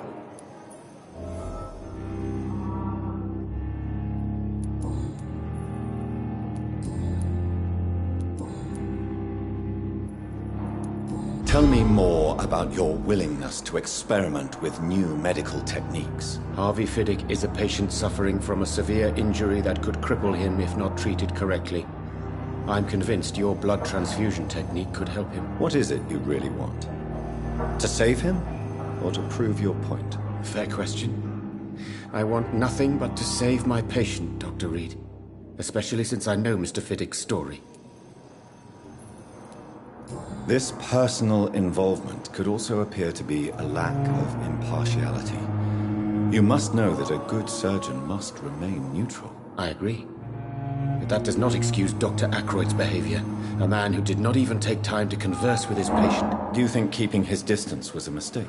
All I know is that I'm taking care of human beings with desires, hopes, and fears. Not some biological machine comprised of blood, bones, and flesh. Tell me Mr. Fiddick's story. Our first diagnosis was compromised because Mr. Fiddick lied to us about the real origin of his injury. He first claimed it was an accident. But why would he hide such crucial information from us? Because he is a proud father, ashamed of putting his children at risk because of his own negligence.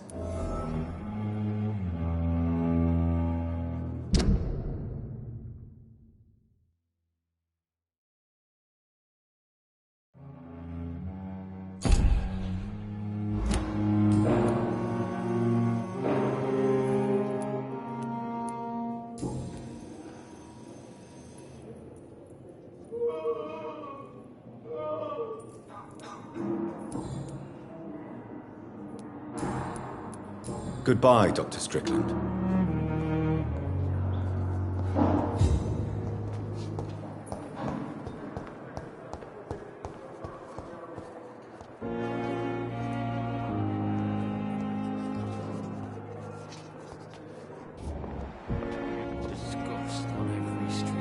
Good evening, nurse. Good evening, Doctor. I don't think we've been introduced yet. My name is Pippa Hawkins. And I'm Dr. Jonathan Reed. Dr. Swansea has recently offered me a position in this hospital. Well, it's a euphemism that your help will be appreciated, Doctor.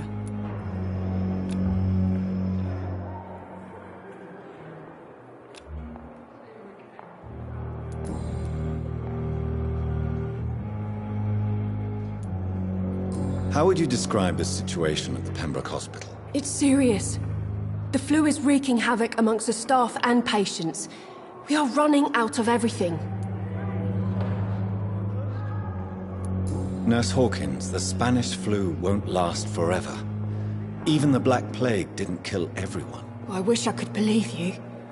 But what if this epidemic was worse? What if in the end, Nobody was spared. You must get a hold of yourself, nurse. Sorry, I'm exhausted. No one has any idea when this epidemic will be over. How long have you been a nurse? Well, long enough to see that the epidemic is winning. And no matter how qualified you are, don't tell me you'll change that.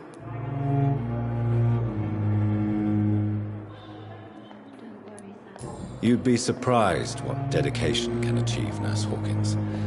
In medicine, sometimes we're just a test result away from a miracle. Sorry, Doctor.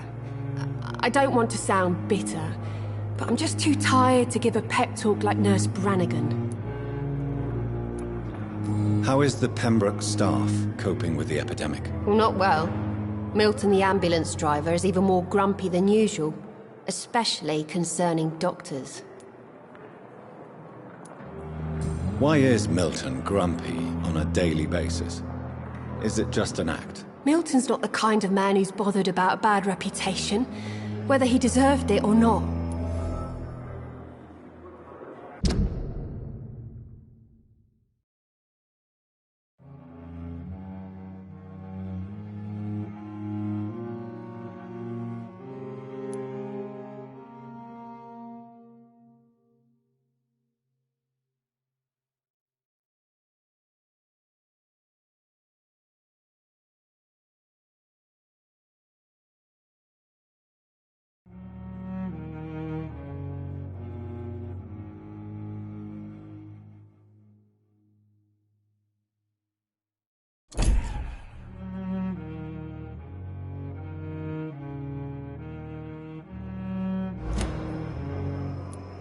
Why does Milton dislike doctors? I don't know. Just ask him. But be warned, Milton is not the chatty type.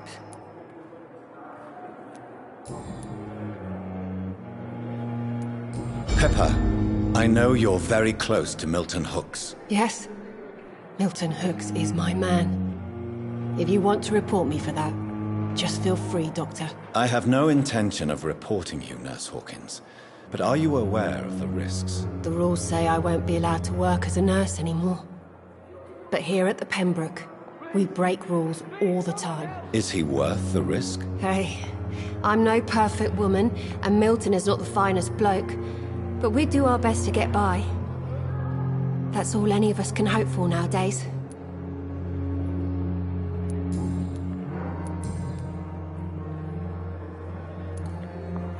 Milton cheats patients out of their money at this hospital, Pippa.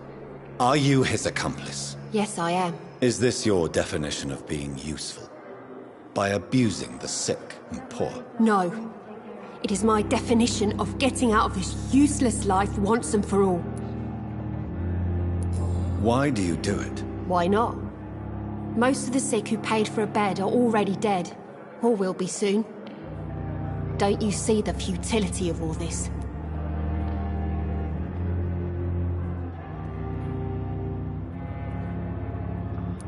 How can you be affected by the misery around you, and be so heartless at the same time? Which is the real you, Nurse Hawkins? I could ask you the same question, Dr. Reed. Are you more real when you lie to a dying patient, or when you grant him useless medication? Whose idea was it? What difference does it make? We did it together, and I'm guilty as charged. Answer my question. It was my idea first, even though Milton would say it was his, to protect me.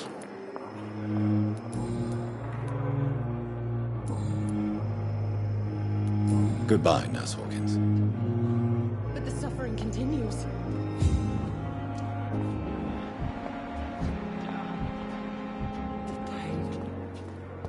See her again.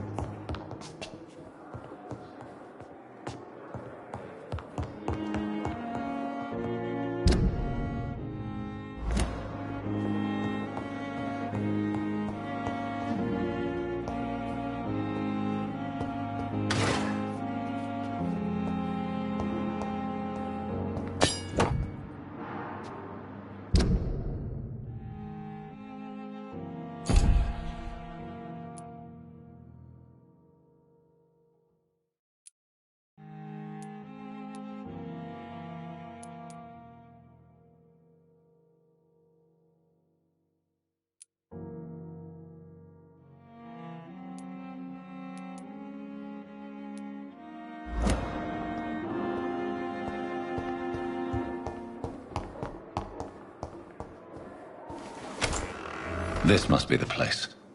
It's definitely away from prying eyes. Relegated to the shadows. A kingdom of my own. At least I won't be sleeping in a coffin.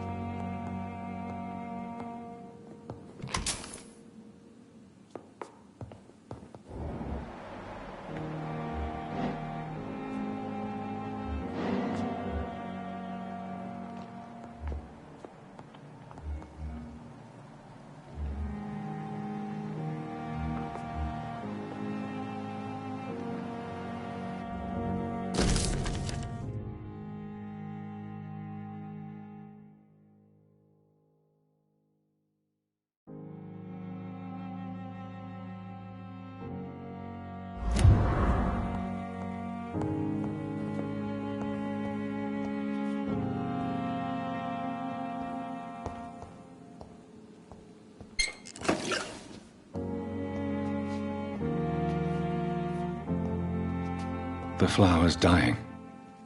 It needs water.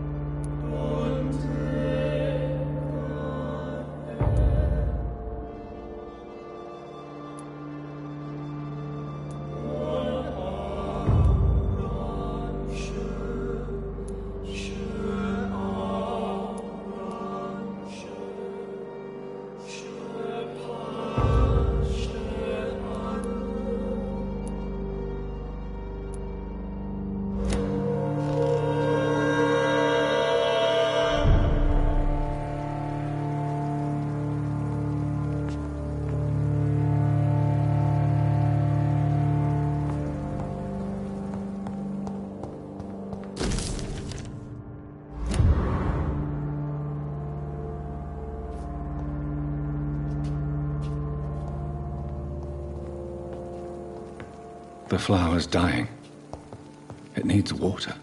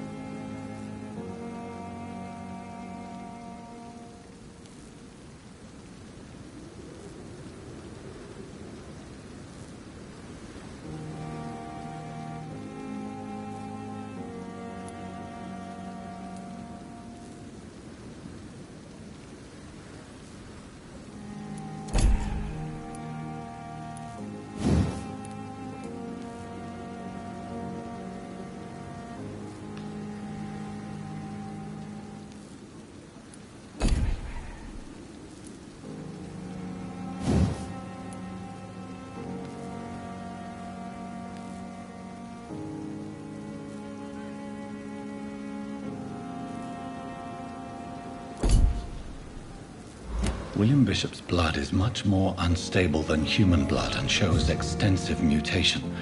But this is not what happened to me. I must keep on searching. The sun is about to rise. I can feel it. I'll continue tomorrow night. I have so much time now.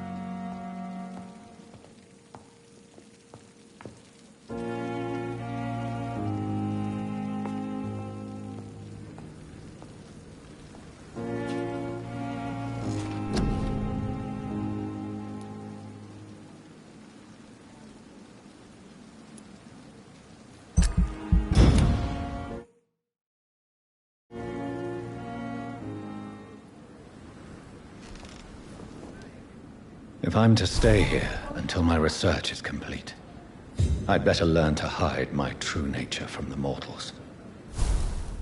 But what about my thirst for blood?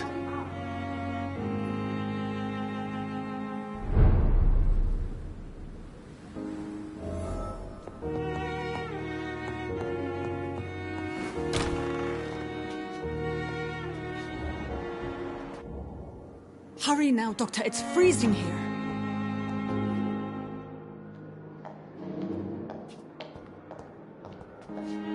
Yes, Nurse Crane? How can I help you? I'm so sorry. I know Dr. Swansea wanted you to rest, but we have somewhat of a crisis. A crisis, you say? Our supply of antiseptics is nearly depleted. I was hoping there was another box up here, but...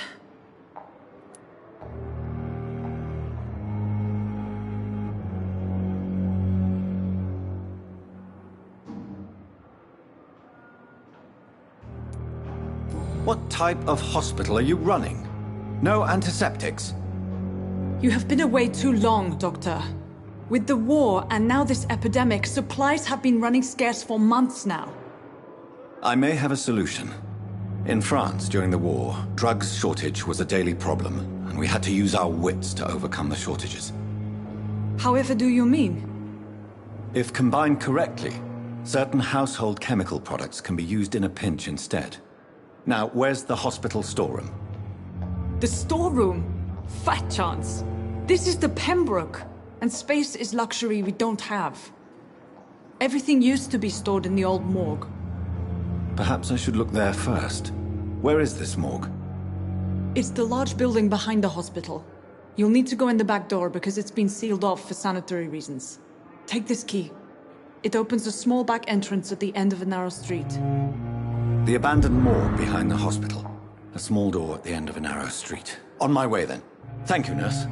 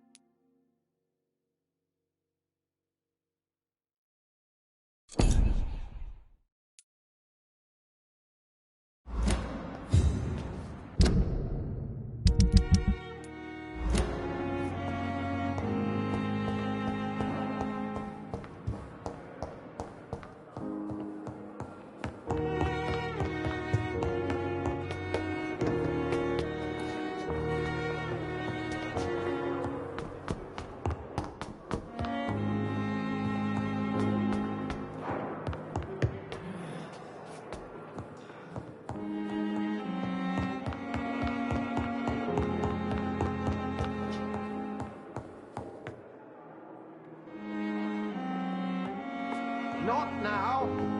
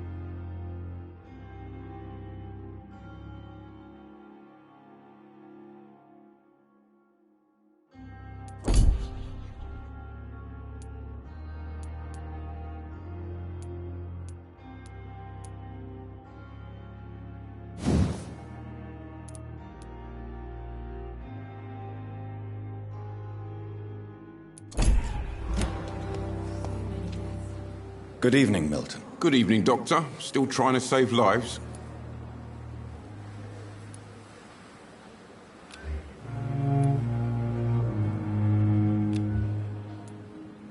I'd like to see your goods. Wise choice, Dr. Reed. A reliable gun is what everybody needs these days.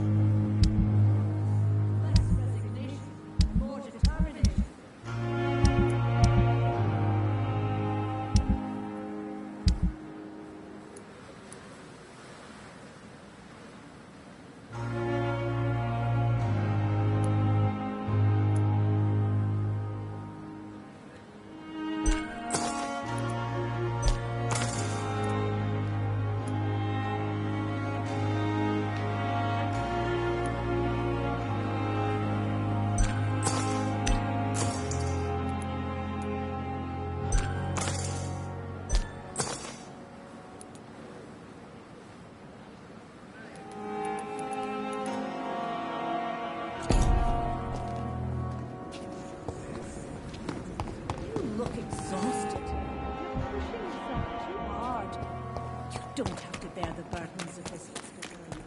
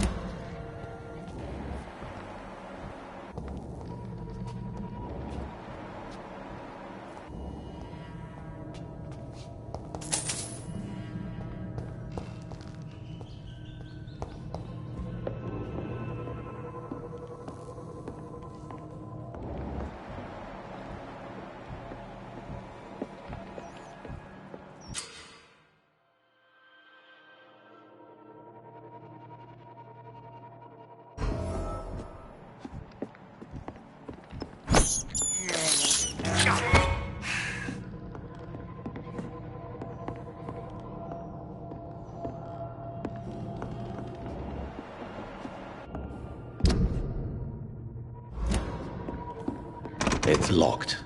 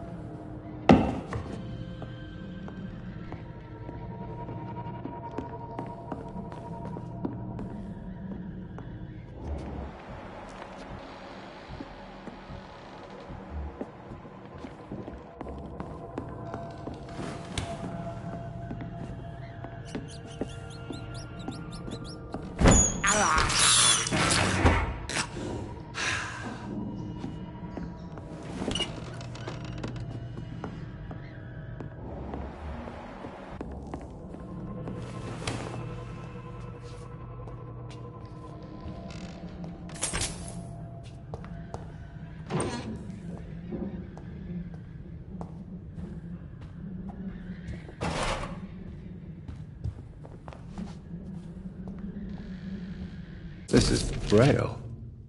I need someone who can read this.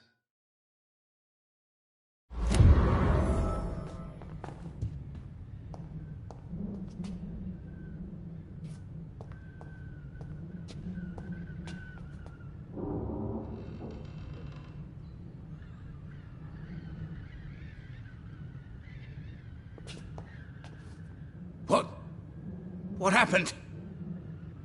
Who are you? It's all right, sir. You're safe now. Oh, a fellow Englishman. Thank you, sir. For a moment, I thought those bloody heathens had killed me. What are you doing here? This place is not safe. Yeah, it's a cesspool, but it's mine. I came to collect some overdue rent, but those who still live here have gone completely bonkers. You're very lucky to be alive. Yeah, filthy immigrants. Fucking savages, every one of them. And now with this bloody fever, they're just animals. You can find safety of sorts in Whitechapel. If you're quick and cautious, you'll be able to avoid the savages.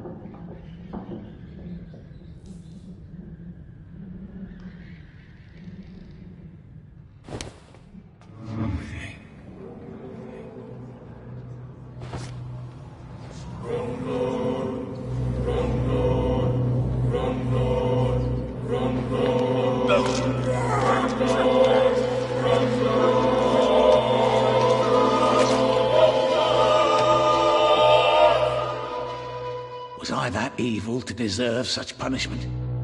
My only regret is that no one will mourn me, for I have never been loved.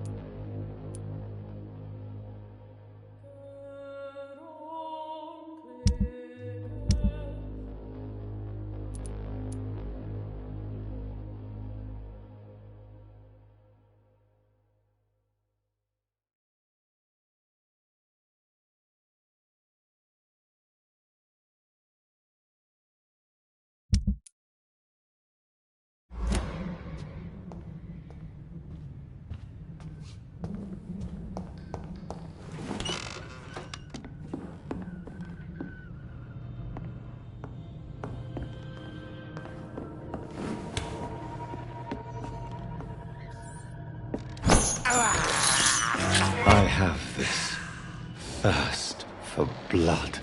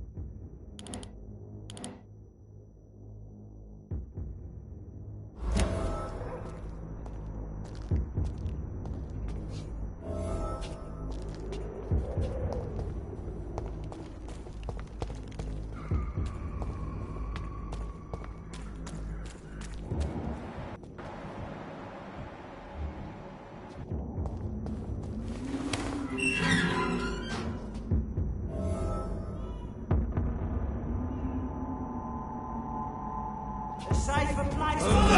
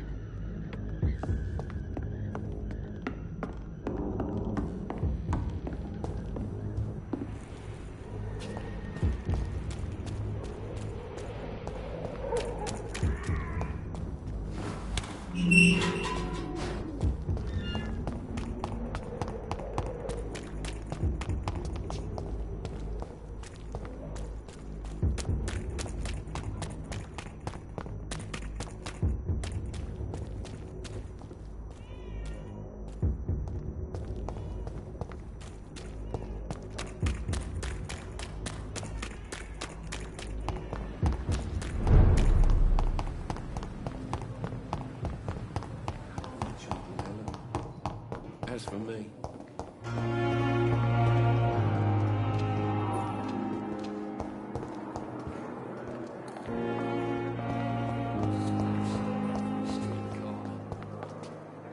Good evening, Miss Howcroft. How are you tonight? I need blood, Doctor. Warm, rich, vibrant blood.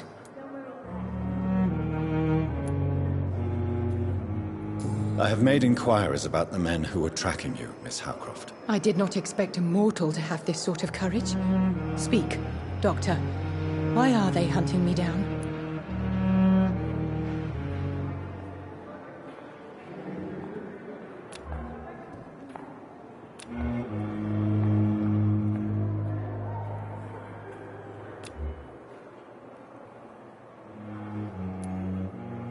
It was a misunderstanding. These hunters were in fact looking for a very different creature, but they mistakenly put their sights on you. I knew it. I have become undone. Those hunters have discovered me, but they don't know what I'm capable of. If you'll accept some advice from a petty mortal, I think you should assume a low profile and just quietly disappear into the shadows. You are right. And you have served me well, mortal. Take this as a reward for your time. Perhaps I will allow you to drink deep of my blood. One day. Thank you. I'll keep that proposition in mind.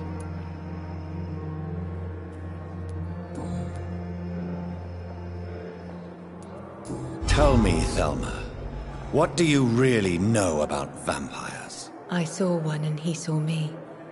I watched him hunt and kill. I saw his terrible wounds heal as his victim died. And then I knew I was saved. You mean you actually saw a vampire? Here in London? Yes. And it has been the answer to my pain. I must drink and kill to regenerate my decay.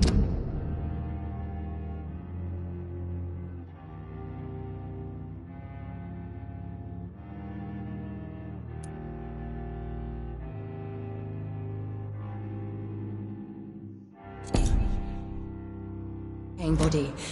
I am a vampire too.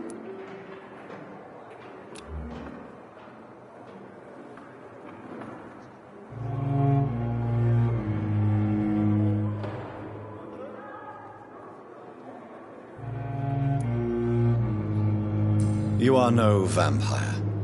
You are a delusional woman, convinced she is something she is not. How convenient to call delusional anyone who does not share your precious rationale, Dr. Reed.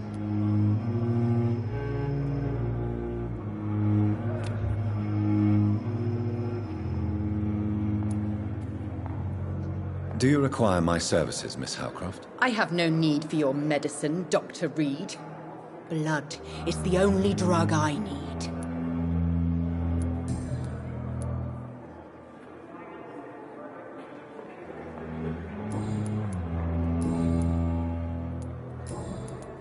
I'll leave you, Mistress of the Dark, to your nocturnal activities.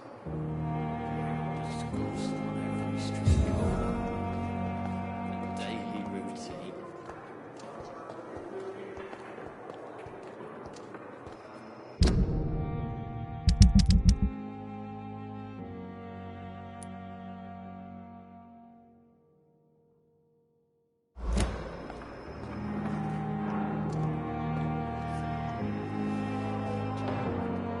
I wonder what your last thoughts would be, sir.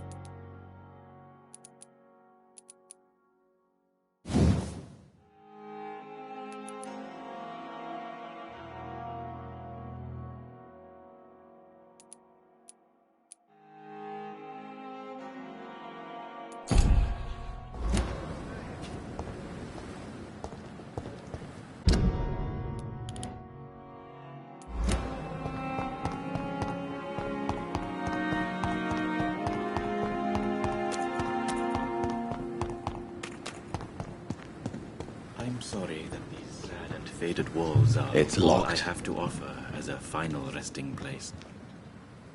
Good evening, Dr. Reed. Such a pleasure to see you again.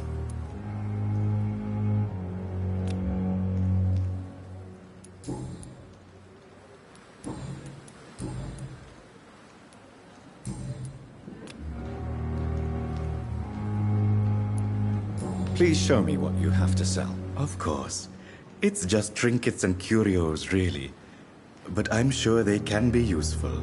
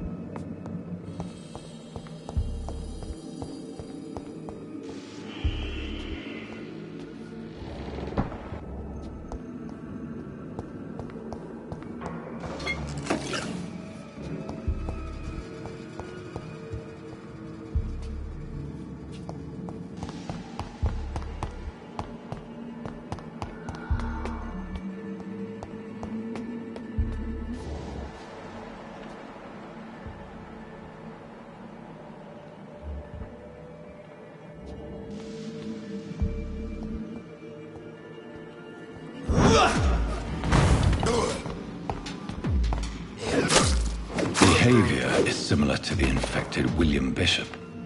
Must be the same strain. This sickness moves faster than influenza.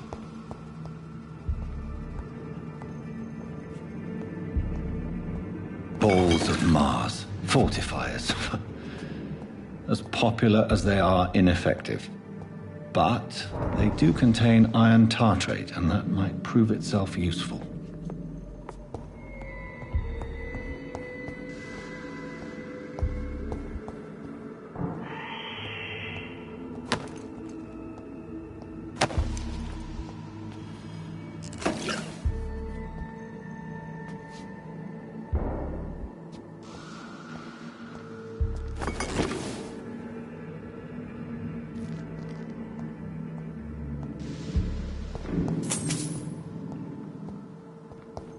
It's locked, all right.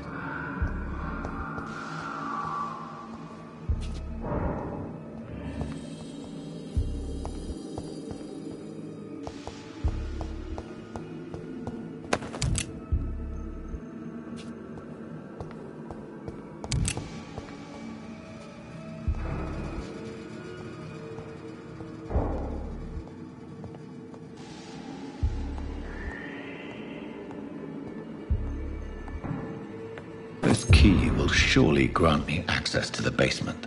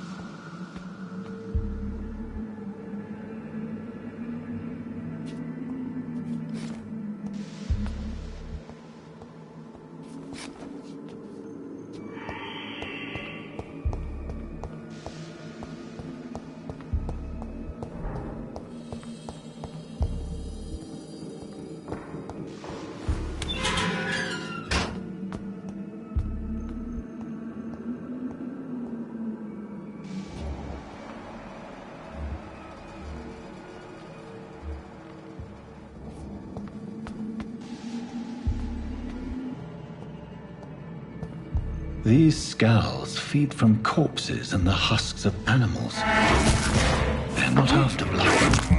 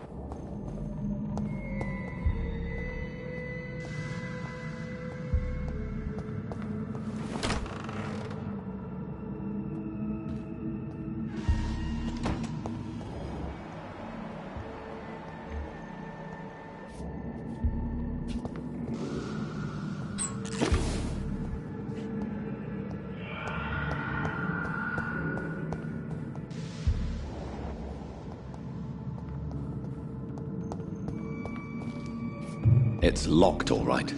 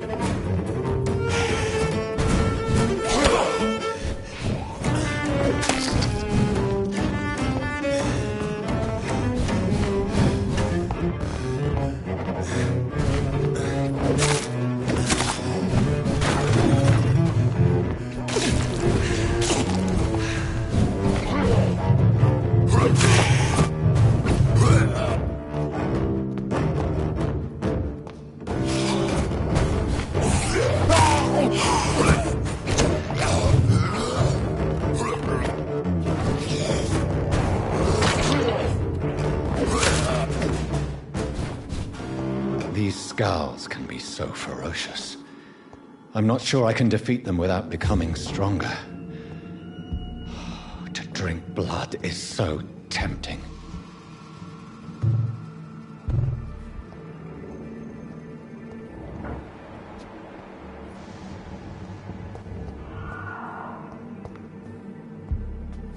Sodium hypochlorite.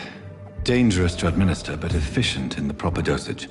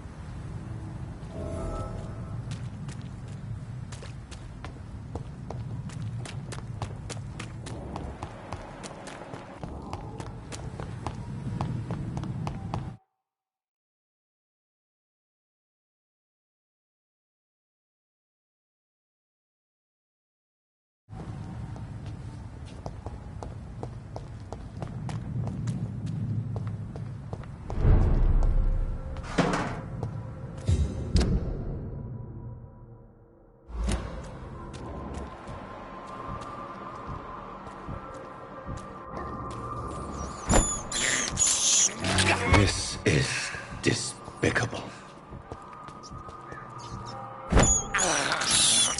I have this thirst for blood.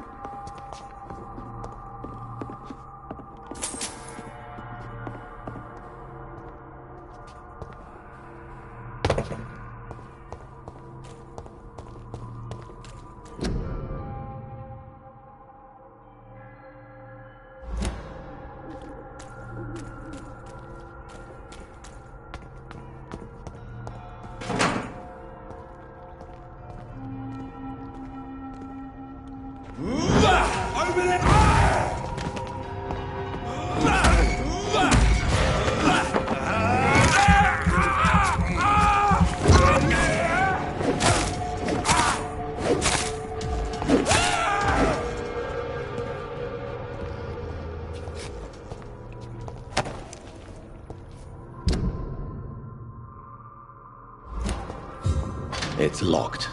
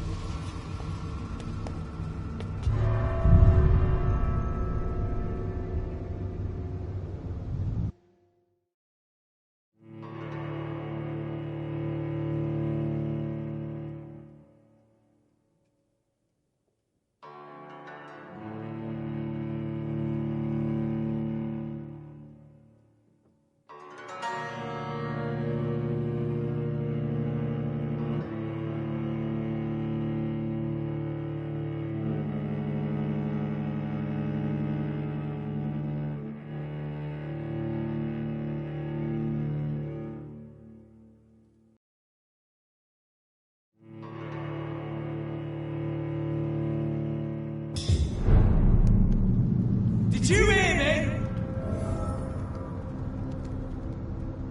Shut! Step away!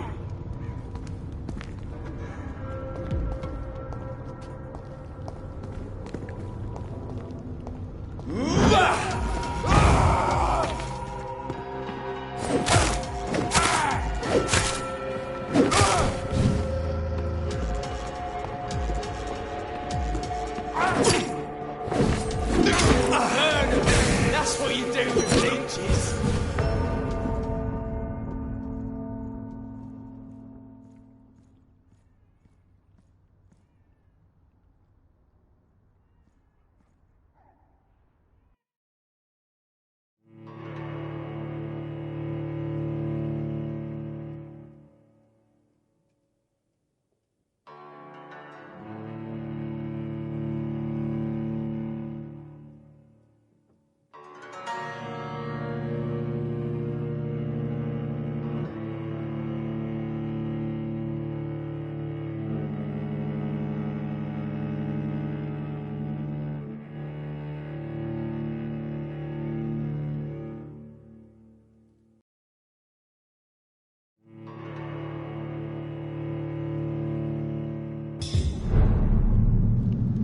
Stop right now! Last warning, sir!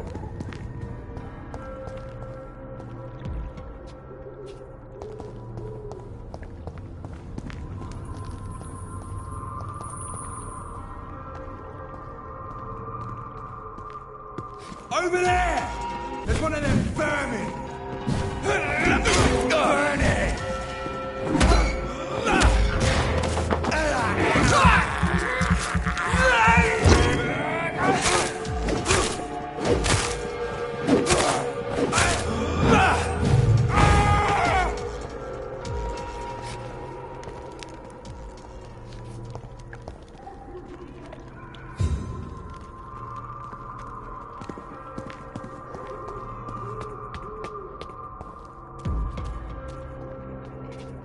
This is no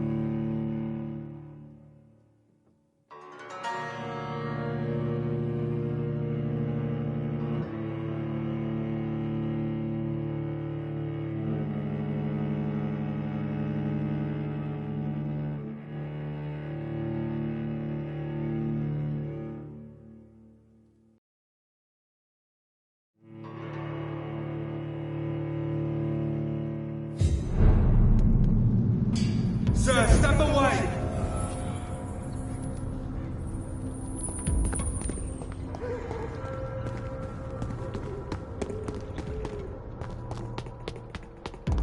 Stay away!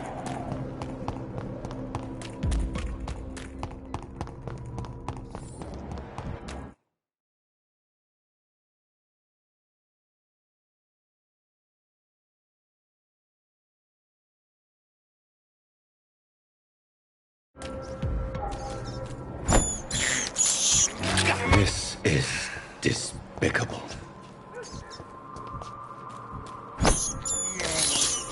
I have this thirst for blood.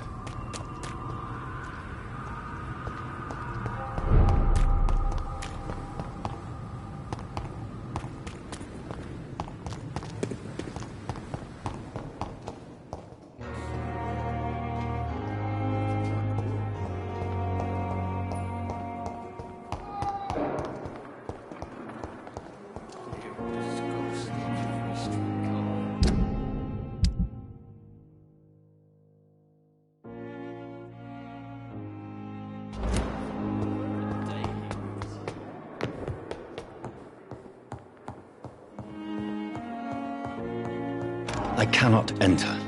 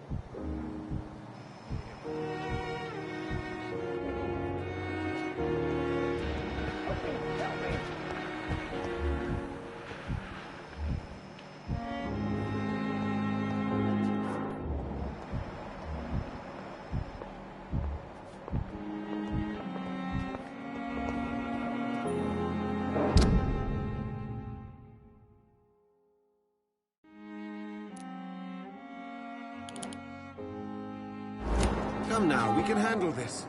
I will not let you down, my boy.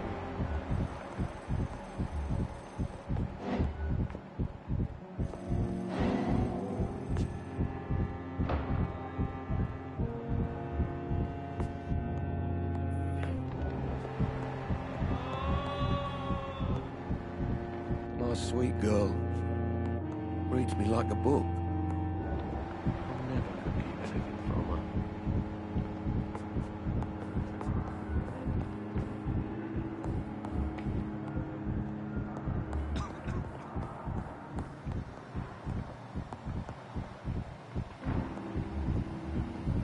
You always knew the words to calm the children, Ellen. Finally, you've returned, Doctor. Did you find anything of value? Yes, nurse. You've worked your first miracle, Doctor. Now, this patient here needs immediate treatment. Duty calls. When the storm has passed, I'll show you how to mix the remedy yourself with the same basic ingredients. Many thanks, Doctor. When you've finished, you ought to report to Dr. Swansea in his office. He's been looking for you. Seemed pressing.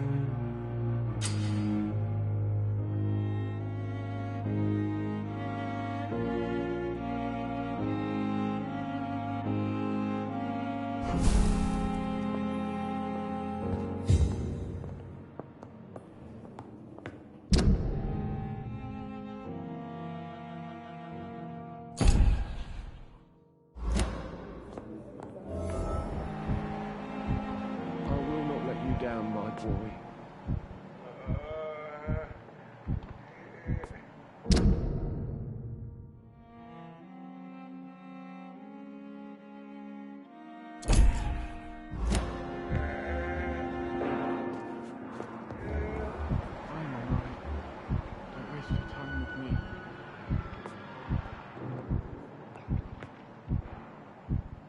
My sweet girl. Reads me like a book. Will this ship never keep anything from her? Good evening, Mr. Fiddick. Good evening, Dr. Reed. Any news about my operation?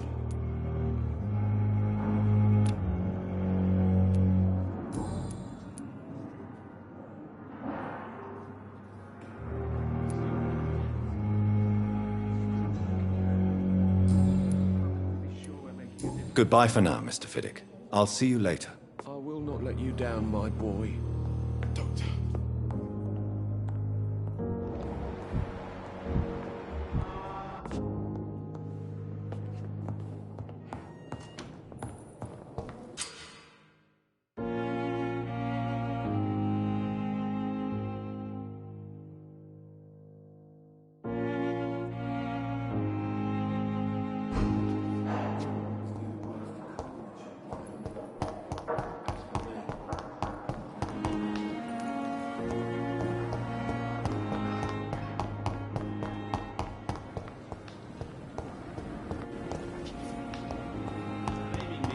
Further your agenda, sir.